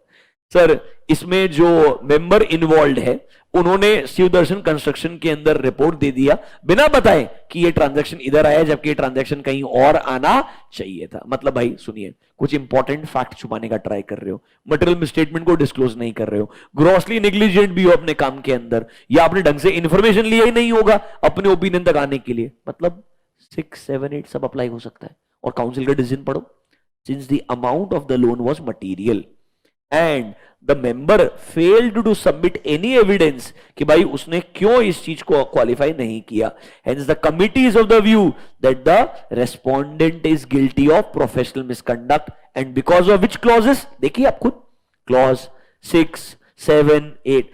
अरे उनको फर्क नहीं पड़ता है तुम कौन कौन से क्लॉज में आए, उन्हें फर्क क्या पड़ता है, आर यू गिल्टी। एंड हो सकता है वो सेम केस मल्टीपल क्लॉजेस में फिट हो जाए, एक क्लॉज में फिट करना कंपल्शन नहीं है। ध्यान रखिए, बहुत बच्चे फाइनल में ये गलती करते हैं। 6, 7, 8 तो ऐसे क्लॉजेस है जो बहुत ज्यादा साथ साथ में आते हैं। 7, 8 बहुत बार आपको साथ साथ में मिलेंगे और कभी कभी दिमाग में आएगा जो 7, 8 में आ रहा है वो 6 में भी आना चाहिए, क्योंकि अगर ऑडिट ही हुआ तो मटेरियल स्टेटमेंट भी होगा। तो भाई ऐसे आर्ग्यूमेंट में पढ़ो मत। ऐसे केसेस में अगर आपको लगता है तो आपने मल्टीपल क्लॉजेस मेंशन करने चाहिए। This is clear to you? एक और केस पढ़ते, केस नंबर 4। एक केस 4 में क्या हुआ था कि भाई एक चार्टर्ड अकाउंटेंट ने क्या किया, कुछ सर्टिफिकेट्स बना के दे दिए, जिन सर्टिफिकेट्स के बेसिस पे बैंकर ने लोन दे दिया। सर्टिफिकेट के बेसिस में बैंकर ने क्या दे दिया? लोन दे दिया। पर कुछ एक इंपॉर्टेंट इंफॉर्मेशन था जो उसके सर्टिफिकेट में अजम्पशन क्या था, मिसिंग था। उन्होंने उस अजम्पशन को हाईलाइट ही नहीं किया, और वो अजम्पशन क्योंकि रिपोर्ट में प्रेजेंट नहीं था तो बैंकर ने कंसीडर नहीं किया, और बैंकर ने बिना उसको कंसीडर किए लोन दे दिया। बाद में जब पता चला कि डिफॉल्ट हो रहा है, थर्ड पार्टी जिसको लोन दिया था वो रिपेमेंट नहीं कर पा रहा है, तो बैंकर ने चार्टर्ड अकाउंटेंट के अगेंस्ट केस फाइल करा दिया कि इन्होंने ढंग से काम नहीं किया, इनके रिपोर्ट के चक्कर में हमने लोन दे दिया और अब हमारा लोन का एनपी हो गया है। Are you understanding this? तो इस केस में वो मेंबर गिल्टी पाया गया क्योंकि उसने अपने रिपोर्ट में बराबर से डिस्क्लोजर्स नहीं दिए थे। एक बार रीड कर लेते, 2-3 सेंटेंसेस समझ जाएगा। A CA in practice is clearly required to state उसके assumptions, उसके limitations in his certificate। इन्होंने 12 सर्टिफिकेट दिए जिसके अंदर उसने लिमिटेशंस और assumptions को मेंशन ही नहीं किया। कुछ भी अगर आपके काम से रिलेटेड लिमिटेशन है, अजम्पशन है, वो आपने बताना चाहिए। अगर आप वो नहीं बता रहे हैं तो जिसको रिपोर्ट दे रहे हैं उसे क्या समझेगा कि एक्चुअली आपके अजम्पशंस मिसिंग है या नहीं है। तो सर आपने 12 सर्टिफिकेट बना के दिए जिनमें लिमिटेशन अजम्पशन क्या थे, मिसिंग थे। एक सिचुएशन को पढ़िए। In the instant matter the respondent did not disclose assumptions or limitation while issuing the certificates। moreover respondent ने किसी भी सर्टिफिकेट के अंदर ये मेंशन ही नहीं किया था कि एक्चुअली में ये assumption वगैरह मिसिंग है। consequently इससे एक मिसलीडिंग सिचुएशन आईडीबीआई बैंक के लिए क्रिएट हो गई, जिन्होंने लोन को अप्रूव कर दिया एंड बिना सोचे समझे लोन दे दिया। The respondent, while issuing the certificate, should have exercised diligence, and वो फेल होता है। कमिटी को लगता है रेस्पोंडेंट ग्रॉसली नेग्लिजेंट भी है अपनी ड्यूटीज के फुलफिलमेंट के अंदर, एंड उसने प्रॉपर इंफॉर्मेशन भी ऑब्टेन नहीं किया सर्टिफिकेट देने से पहले। मतलब कुछ इंपॉर्टेंट इंफॉर्मेशन मिसिंग था, ना तो उसने वो ऑब्टेन किया, ना अपने सर्टिफिकेट में मेंशन किया, और सर्टिफिकेट दे दिया बैंक को। बैंक ने उस बेसिस पे क्या दे दिया, लोन दे दिया। क्या वो चार्टर्ड अकाउंटेंट गिल्टी है? यस। क्लॉज नंबर 7, 8 दोनों में। वही बता रहा हूं, इधर मल्टीपल क्लॉजेस का रेफरेंस आता ही है। आपके सामने डिसीजंस है, उनके अंदर उन्होंने खुद मेंशन किया है मल्टीपल क्लॉजेस को, तो आप उसका स्ट्रेस कम लें और क्वेश्चन ज्यादा प्रैक्टिस करें। एथिक्स में जितने क्वेश्चन प्रैक्टिस करेंगे, एक बार रिवीजन हो गया, इसके बाद सिर्फ क्वेश्चंस पे आपने दम लगाना चाहिए। अभी good, we done with first 8 clauses, 2 more to go in part 1। Clause number 9 क्या बोलता है? बहुत सारे लोग उसको मिस इंटरप्रेट करते हैं। 9 क्या बोलता है कि भाई जब आप अपने प्रोफेशनल ड्यूटीज को फुलफिल कर रहे हैं, there is something called as generally accepted audit procedures. मतलब ये एक्सपेक्टेशन है इंडिया में जब हम ऑडिट कर रहे हैं, we should do the audit as per SAs, या गाइडेंस नोट्स जो अप्लाई किए वो हमने फॉलो करने चाहिए, जो स्टेटमेंट्स दिए हमने वो फॉलो करने चाहिए। मतलब there are generally accepted auditing procedures, हमने वो कंप्लाई करने चाहिए। अगर हम उनसे डिपार्ट कर रहे हैं, मतलब उन्हें फॉलो नहीं कर रहे हैं, तो हमने बताना चाहिए ना कि हम क्यों उनसे डिपार्ट कर रहे हैं और कहां कहां डिपार्ट कर रहे हैं, ये हाईलाइट करना चाहिए। तो यहां क्या बोलता है, चलो तुमने डिपार्ट किया तो किया, पर तुमने उसको रिपोर्ट भी नहीं किया, डिस्क्लोज भी नहीं किया दैट भाई इस केस में हमने ये ऐसे को कंप्लाई नहीं किया है। क्यों कंप्लाई नहीं किया? सिचुएशन अलग होगी, इधर अलग सर्कमस्टेंसेस रहेंगे, एटलीस्ट हमने हाईलाइट तो करना चाहिए। So if a member in practice fails to invite attention to a material departure from generally accepted, mark the word, audit procedures जो एप्लीकेबल नॉर्मली होते हैं। अगर आप ऐसे जनरली एक्सेप्टेड ऑडिट प्रोसीजर से डिपार्ट करते हैं और ये हाईलाइट भी नहीं करते कि हमने डिपार्ट किया, डिपार्ट करना is not a problem. Depart करने के साथ साथ आपने बताना चाहिए कि भाई हमने ये प्रोसीजर फॉलो नहीं किया, क्यों फॉलो नहीं किए। If you fail to invite attention तो हम बोलेंगे you are guilty of professional misconduct under clause number 9। अब यहां पर उन्होंने एक दो एग्जांपल लिख के दिए हैं कि भाई पहले तो ये जनरली एक्सेप्टेड प्रोसीजर्स क्या हो सकते हैं। देखिए, what constitutes a generally accepted audit procedure will depend upon circumstances. Generally हमारे engagement and quality control standards आते हैं, हमारे गाइडेंस नोट्स आते हैं, टेक्निकल गाइड्स आती है, statements which are compulsorily made applicable वो सब आते हैं। इनमें से किसी से भी अगर हम डिपार्ट करते हैं तो हमने बताना चाहिए कि हम डिपार्ट कर रहे हैं। अगर हम ये नहीं बताते हैं तो हम गिल्टी पाए जाएंगे। कुछ रेफरेंस के लिए चीजें दी है, आप रीड कर सकते हो कि भाई आज की तारीख में आपको मालूम है लिस्टेड कंपनी का ऑडिट करना है तो वैलिड पीयर रिव्यू सर्टिफिकेट होना ही चाहिए आपके पास में। ये सब चीजें एसेंशियल है। आगे एक एग्जांपल दिया है जो मैं आपको चाहता हूं बताना, 19.65 पे आई है, एक इंस्टेंसेस लिख करके दिए हैं। नंबर बी पढ़ लीजिए जो मेरे को थोड़ा ज्यादा इंपॉर्टेंट लगता है। मान लो एक बैंक ने आपको हायर किया कोई एक स्पेसिफिक पर्पस का एंगेजमेंट फुलफिल करने के लिए।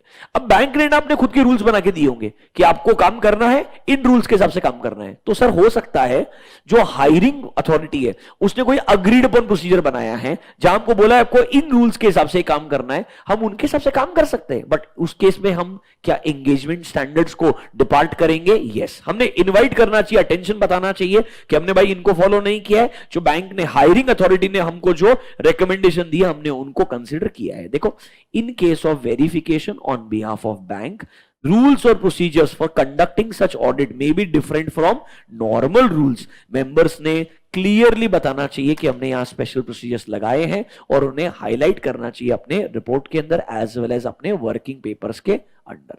ऐसा एक एग्जांपल और दिया है, जब ये न्यूज़पेपर्स वगैरह जो होते हैं ना, इनके सर्कुलेशन के फिगर्स काउंटिंग करने के लिए एक separate audit bureau of circulation होता है। अब उनके हिसाब से हमको ऑडिटिंग करना पड़ेगा कि भाई उनके फिगर्स वगैरह जो सर्कुलेशन के आ रहे हैं वो बराबर है कि नहीं है। इसके लिए उनके इंटरनल रूल्स एंड प्रोसीजर्स हैं, हमें ऑडिट भी उनके हिसाब से करना होगा। तो शायद हम एसेस वगैरह से कभी कभी क्या कर सकते हैं, डिपार्ट कर सकते हैं।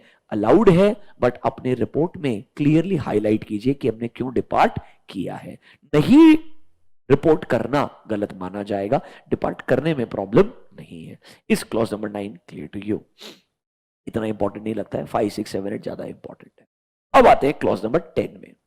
10 एक इंटरेस्टिंग सा क्लॉज है, सिंपल सा क्लॉज है। You are a practising chartered accountant, आपका क्लाइंट आपको किसी पर्पस के लिए पैसा देता है, ये आपकी फीस नहीं है। लेट्स से टैक्स पेमेंट्स वगैरह करने होंगे, कुछ ड्यूटीज पे करने होंगे, कुछ खर्चे इनकर करने होंगे, इसके लिए क्लाइंट अपना पैसा आपको दे रहा है, तो नॉर्मली हमने पैसा एक सेपरेट बैंक अकाउंट में रखना चाहिए। हालांकि इसमें क्लैरिफिकेशन दिया, कभी कभी शॉर्ट टर्म में यूज आने वाला पैसा, स्टैम्प पेपर वगैरह खरीदना होगा जो इमीडिएटली 2-4 दिन 5-7 दिन में यूज आने वाला है, वो पैसा आपके खुद के पर्सनल अकाउंट में आया तो चल जाएगा। अदरवाइज नॉर्मली काउंसिल का रिकमेंडेशन है उसे सेपरेट अकाउंट में रखना चाहिए। आप अगर वो सेपरेट अकाउंट में नहीं रखते हो, you will be held guilty. या सर उसका पैसे का इस्तेमाल गलत पर्पस के लिए करते हो, तब तो ऑब्वियसली गिल्टी पाए जाओगे।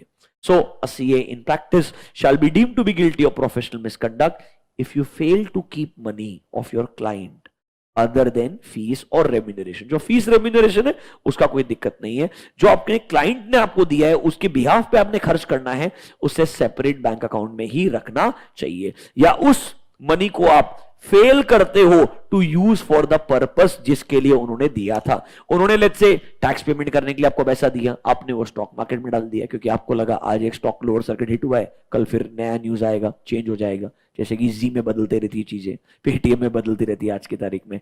तो आप क्लाइंट के पैसे का इस्तेमाल उनके पर्पस के लिए कीजिए, किसी और पर्पस के लिए मत कीजिए, एंड उसे सेपरेट बैंक अकाउंट में ही रखिए। हालांकि काउंसिल ने क्लैरिफिकेशन दिया है in this connection, council has understood that there can be practical difficulties. तो देखो क्या बोलता है, अगर आपको फीस के अगेंस्ट एडवांस मिला है तो ये एप्लीकेबल नहीं होगा।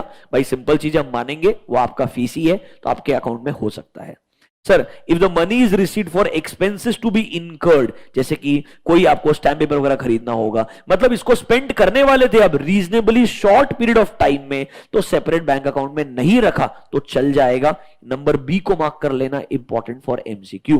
कोई ऐसा खर्चा है जो शॉर्ट पीरियड ऑफ टाइम में होने वाला है, उसको सेपरेट बैंक अकाउंट में नहीं रखा, चल जाएगा। बट अगर ये खर्चा शायद आप शॉर्ट पीरियड में नहीं करने वाले थे, इसको कंपेरेटिवली कुछ लॉन्गर पीरियड के लिए रखने वाले थे, तो वो पैसा सेपरेट बैंक अकाउंट में ही होना चाहिए। Is this clear to you? Sir कभी कभी आप as a chartered accountant trustee जैसे एक्ट करेंगे, लिक्विडेटर जैसे एक्ट करेंगे, तो जो पैसा आएगा वो हमेशा सेपरेट अकाउंट में ही होना चाहिए। It should not be kept in your personal bank account. Very good. This marks the end of second schedule part 1, all 10 clauses. काफी डिटेल में एक्सप्लेनेशन दिया है। आई ट्राई टू एंश्योर हर एक ऑलमोस्ट सिनेरियो भी आपको समझ में आ जाए, ताकि जब आप क्वेश्चन सॉल्विंग करें आपको कम से कम तकलीफ आएगी। कुछ नहीं, एक पार्ट 2 बाकी है जो खत्म करते हैं। There are very few, that is 4 clauses in part 2।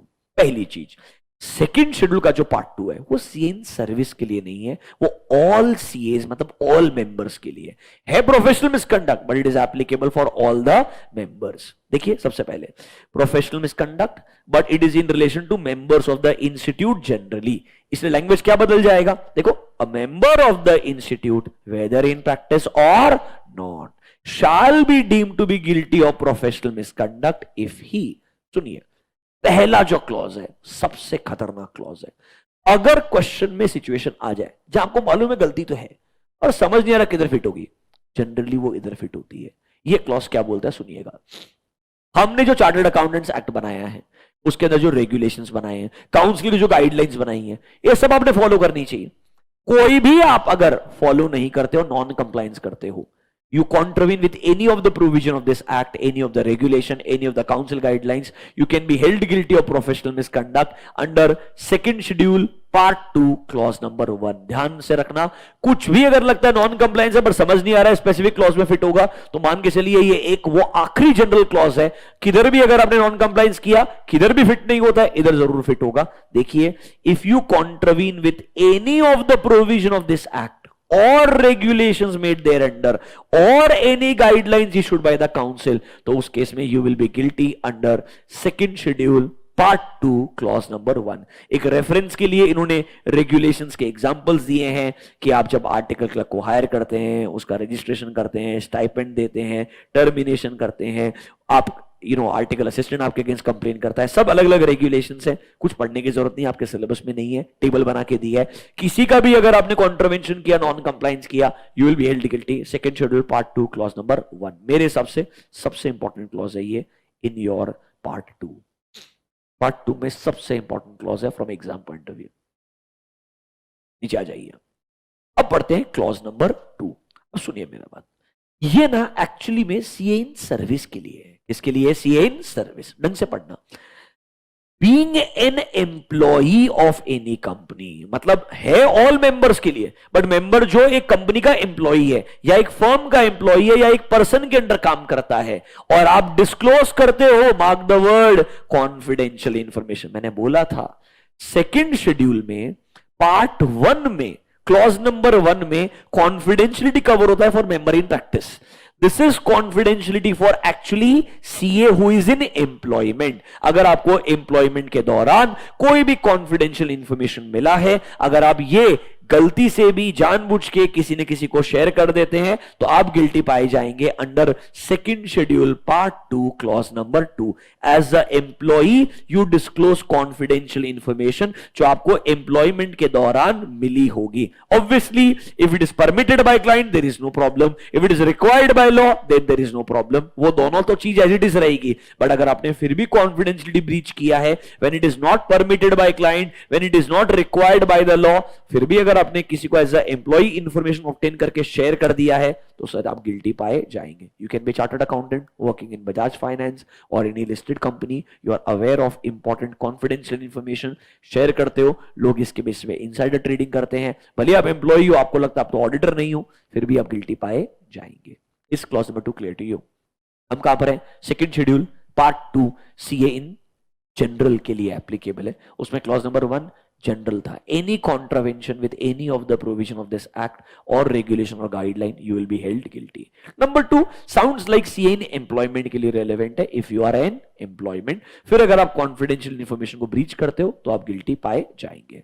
अच्छा सुनो, ऐसा हो सकता है ऐसे आपको परेशान करने के लिए क्वेश्चन पूछेगा, आप चार्टर्ड अकाउंटेंट हो होल्डिंग अ सीओपी, ठीक है, बट आप पार्ट टाइम एम्प्लॉय भी हो अंडर ए बिजनेस ऑर्गेनाइजेशन, आपने काउंसिल से स्पेसिफिक परमिशन लिया होगा, अलाउड है ना, स्पेसिफिक परमिशन लिया तो कर सकते हो। आपने कॉन्फिडेंशियलिटी ब्रीच किया as a employ not as a CA in practice, are you still guilty of professional misconduct? Yes, भले ही मैं पार्ट 1 में कवर नहीं होगा, पार्ट 2 में कवर हो सकता हूं। रिमेंबर दैट, गलती गलती होती है, ध्यान रखना, ठीक है। क्लॉज नंबर 3 में आ जाइए, मजेदार क्लॉज है, इंटरेस्टिंग।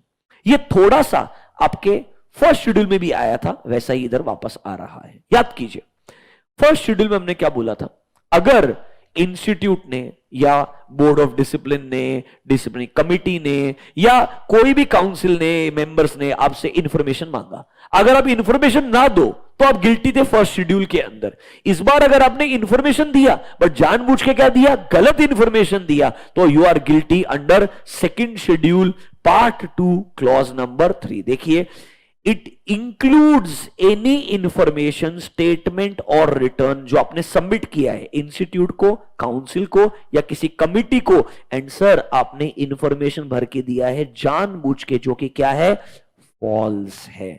अगर मैं इंफॉर्मेशन नहीं देता, मतलब ऐसा पता है कि क्या लगता है, इंफॉर्मेशन नहीं देना थोड़ा कम पाप है, जानबूझ के गलत इंफॉर्मेशन देना ज्यादा बड़ा पाप है, वो सेकंड शेड्यूल में कवर होता है।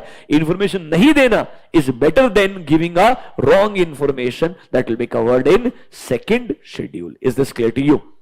पक्का? नीचे 1-2 एग्जांपल पढ़िएगा जरा, देखो। Where a chartered accountant, number 2 and 3 अच्छे एग्जांपल्स हैं, पढ़िए। Where a chartered accountant who was employed as a manager of a firm applied for admission as FCA, fellow chartered accountant बनने के लिए आपने फॉर्म भरा और वहां बोला you are a partner of the firm, जबकि आप एक्चुअली में क्या है, मैनेजर है, you are not a partner. क्या आपने इंस्टीट्यूट को गलत इंफॉर्मेशन प्रोवाइड किया है? Yes, you are guilty of professional misconduct, and इस बार आप कहां गिल्टी पाए जाएंगे, second schedule part 2 clause number 3 के अंदर। देखो, a member during the hearing before disciplinary committee, ये तो अलग ही कॉन्फिडेंस है, आपने जानबूझे गलत स्टेटमेंट दिया ओथ लेते हुए while hearing of the disciplinary committee, obviously अगर गलत इंफॉर्मेशन दिया है you will be held guilty। तो आप जानबूझ गलत इंफॉर्मेशन दे रहे हो, you are guilty। इंफॉर्मेशन नहीं दे रहे हो तो कवर्ड होते हो फर्स्ट शेड्यूल के अंदर। एक काम करेंगे, जाइए फर्स्ट शेड्यूल के पार्ट 3 में एक बार रिवाइज करवा देते हैं आपको वो क्लॉज। आ जाइए, first schedule part 3 clause number 1 क्या था, you are not an FCA but you represent yourself as an FCA। Part 3 was for all the members। come to page number 19.53। Part 3 for all the members, you are not an FCA but you represent yourself as a FCA। Clause number 2 देखो क्या था, यहां पर था आपने information ही नहीं दिया, किसको, इंस्टीट्यूट को, काउंसिल को, बोर्ड ऑफ डिसिप्लिन को, डिसिप्लिनरी कमिटी को। तो इंफॉर्मेशन नहीं देना कहां कवर होता है, first schedule part 3 clause number 2। जबकि आपने इनको अगर इन्हीं कोई गलत इंफॉर्मेशन दिया होता तो कहां कवर होगा, second schedule part 2 clause number 3। Is this clear to you? ये डिफरेंस याद रखना, थोड़ा चैलेंजिंग हो सकता है। Let's go to the last clause. आइए, क्लॉज नंबर 4 क्या बोलता है, देखो, जब आपने क्लाइंट के पैसे का मिसयूज किया, सीए इन प्रैक्टिस को कवर कर लिया पार्ट 1 के अंदर। अब अगर let's say as a employee या in general as a chartered accountant आपको किसी भी पर्सन ने ट्रस्ट करके पैसा अगर दिया होगा, चाहे आपकी प्रोफेशनल कैपेसिटी में दिया होगा, तो उस केस में अगर आपने पैसे को एम्बेजल कर लिया, गलत तरीके से यूज कर लिया, तो all CS will be covered under clause number 4. देखो, if you defalcate or embezzle money which is received in a professional capacity, it is like fraud. चोरी कर रहे हो, मिसयूज कर रहे हो, वॉट एवर इट इज, तो you will be held guilty under clause number 4. Embezzlement of money is like an example of fraud, ऐसे 240 में आता है. 240 का रेफरेंस है. इससे याद आया, बहुत सारे बच्चों ने हमें रिक्वेस्ट किया है, सर ऐसे 240 फाइनल में पहली बार इंक्लूड हुआ है, डिटेल में आया है, प्लीज पढ़ा दीजिए. डोंट वरी, कल हम पहले एथिक्स खत्म करेंगे. एथिक्स खत्म करने के बाद में आपके लिए ऐसे 240 डिटेल में कवर करेंगे विथ योर आईसीआई क्वेश्चंस जो एग्जाम में आ सकते हैं. घबराइए मत, आपने रिक्वेस्ट किया है, हम करेंगे, डोंट वरी. अभी गुड, ये था आपका क्लॉज नंबर 4. मतलब सर सेकंड शेड्यूल में पार्ट 1 में 10 क्लॉज थे, सेकंड शेड्यूल पार्ट 2 में 4 ही क्लॉज है. मेजर दिमाग लगाने का है क्लॉज नंबर 1 के अंदर, ये सबसे इंपॉर्टेंट है. दूसरा जो आ सकता है वो क्लॉज नंबर 3 आ सकता है, क्योंकि आप यहां पे जानबूझ के गलत इंफॉर्मेशन दे रहे हैं. वो इधर कंफ्यूजन होता है कि गलत इंफॉर्मेशन दिया तो फर्स्ट शेड्यूल में आएगा कि सेकंड शेड्यूल में आएगा. गलत इंफॉर्मेशन दिया है सेकंड शेड्यूल में आएगा, इंफॉर्मेशन नहीं दिया है फर्स्ट शेड्यूल में आएगा. अभी गुड, पार्ट 3 एक बार रिवाइज कर लेते 2 मिनट के लिए, कल पढ़ाया था. अदर मिसकंडक्ट है, अगर किसी भी सिविल या क्रिमिनल कोर्ट, कॉम्पिटेंट कोर्ट ने आपको गिल्टी पाया और आपको इंप्रिजनमेंट दे दिया एक्सीडिंग 6 months इंप्रिजनमेंट, तो सर उस केस में अदर मिसकंडक्ट आ जाएगा, जो कि है सेकंड शेड्यूल के पार्ट 3 के अंदर. Technically, this marks the end of our discussion on second schedule. हमने पूरा फर्स्ट शेड्यूल कल डिस्कस किया था. It took us almost 3 hours. पहले आपको इंट्रोडक्शन भी दिया. अब अगर आप जाएंगे ना 2 मिनट के लिए, डिसिप्लिनरी प्रोसीजर एक बार रिवाइज कराए थे. आई नो आपका पेशेंस खत्म हो रहा है, फिर भी 2 मिनट के लिए डिसिप्लिनरी प्रोसीजर वापस रिवाइज कर लेते हैं. I believe you will feel more comfortable. 19.19 पे आ जाओ. अब आप खुद रिवाइज करो, मैं बस बोलूंगा. अगर एक कंप्लेन आता है अगेंस्ट अ मेंबर, किधर आएगा? डिसिप्लिनरी डायरेक्टरेट के पास में. प्राइमा फेसियो कंप्लेन गो थ्रू करता है, उसे लग रहा है गिल्टी है, तो वो सोचेगा ना फर्स्ट शेड्यूल के मैटर में आ रहा है या सेकंड शेड्यूल के मैटर में आ रहा है. अगर फर्स्ट शेड्यूल के मैटर में आ रहा है तो किधर चले जाएगा? बोर्ड ऑफ डिसिप्लिन के पास में. सेकंड शेड्यूल रिलेटेड है या बोथ शेड्यूल रिलेटेड है तो किधर चले जाएगा? डिसिप्लिनरी कमेटी के पास में. अब ऑब्वियसली उनको पावर दिया है रिप्रिमांड करने का, 3 महीने के लिए मेंबरशिप से रिमूव करने का, या 1 लाख का फाइन लगाने का. इधर परमानेंट मेंबरशिप जा सकता है एंड फाइन 5 लाख तक का आ सकता है. प्राइमा फेसिया उनको लगता है कि भाई गिल्टी नहीं है, तो भी बचने वाला नहीं हो, पहले ही किसके पास जाएगा? बोर्ड ऑफ डिसिप्लिन के पास जाएगा. वो भी बोलते हैं हाँ भाई गिल्टी नहीं है, तो मैटर क्लोज हो जाएगा. उनको लगता है नहीं गिल्टी हो सकता है, तो वो डिसिप्लिन डायरेक्टर को बोलेंगे थोड़ा इंक्वायरी करो, फर्दर इन्वेस्टिगेशन करो. फर्स्ट शेड्यूल रिलेटेड है तो हम कंटिन्यू करेंगे, सेकेंड शेड्यूल या बोथ रिलेटेड है तो डिसिप्लिन कमेटी के पास जाना पड़ेगा. अब आपको डिसिप्लिन प्रोसीजर पूरा और समझ में आया होगा. अब आपके केस ऑर्डर पास कर दिया है, आपको अपील करना है, तो 90 डेज के अंदर अंदर आप अपील कर सकते हो. किसके पास में? अपीलेट अथॉरिटी के पास में. उनको पूरा पावर दिया है, वो सर उसको सेट असाइड कर सकते हैं, मॉडिफाई कर सकते हैं, रिड्यूस भी कर सकते हैं. Are you comfortable with this? This marks the end of our discussion on second schedule. तो बच्चों ऐसे हमारा फर्स्ट शेड्यूल सेकेंड शेड्यूल दोनों खत्म होता है. अब देखिए, मैंने पूरा ट्राई किया. We have spend almost 4.5 hours only on first schedule and second schedule. Detail में कवरेज किया है. मैं अज्यूम कर रहा हूं अगर आप सिंसियरली लेक्चर देख रहे हो तो कल हम इन दोनों शेड्यूल से रिलेटेड कुछ खतरनाक बढ़िया वाले क्वेश्चंस ढूंढेंगे और वो क्वेश्चंस को डिस्कस करेंगे, ताकि थोड़ा सा आपको या तो कॉन्फिडेंस आएगा या ये रियलिटी चेक हो जाएगा कि भाई थोड़ा मेरे को पढ़ के मेहनत करनी पड़ेगी. मैं जानबूझ के कॉम्बिनेशन लूंगा, some simple questions and some challenging ones. Will try to cover good number of questions ताकि थोड़ा आपका कॉन्फिडेंस एनहांस हो जाए. ये चैप्टर का वेटेज ज्यादा है and first schedule second schedule का वेटेज सबसे ज्यादा है उसके अंदर, इसीलिए मैं चाहता हूं थोड़े हम क्वेश्चंस को भी डिस्कस करें. उसके बाद में कल हम थोड़े से इंपॉर्टेंट काउंसिल के गाइडलाइंस, कुछ सेक्शंस लाइक आपका डीम्ड सीएन प्रैक्टिस वाला सेक्शन वगैरह हो गया जो मेरे को लगता है एग्जाम के लिए इंपॉर्टेंट है, एंड थोड़ा सा ओवरव्यू ऑफ फंडामेंटल प्रिंसिपल्स. वैसे at a final level integrity objectivity वगैरह आपको पता है, समझ रहे हो मेरा बात, बट स्टिल आपको थोड़ा सा ओवरव्यू उनका दे देंगे and that will mark the end of our discussion on professional ethics tomorrow. One more thing guys, I sincerely thank all of you. आप लोग बहुत अच्छे अच्छे मैसेजेस एंड कमेंट्स कर रहे हैं. I am really glad to see all that. And see, I've been teaching auditing for last 11 years now. मैंने अपना इंट्रोडक्शन नहीं दिया. I worked with PwC and Deloitte before I got into teaching, and I'm really glad that now students across India are giving a great response to actually a seasoned teacher जिसने actually में classroom teaching किया for years. I'm really thankful to you all. Keep showering your love in the same manner. Do share with your friends. We will continue our discussion tomorrow and finish professional ethics. And yes, I promise आपने 240 बोला है, मैं 240 जरूर cover करूंगा. Thank you all. Bye bye.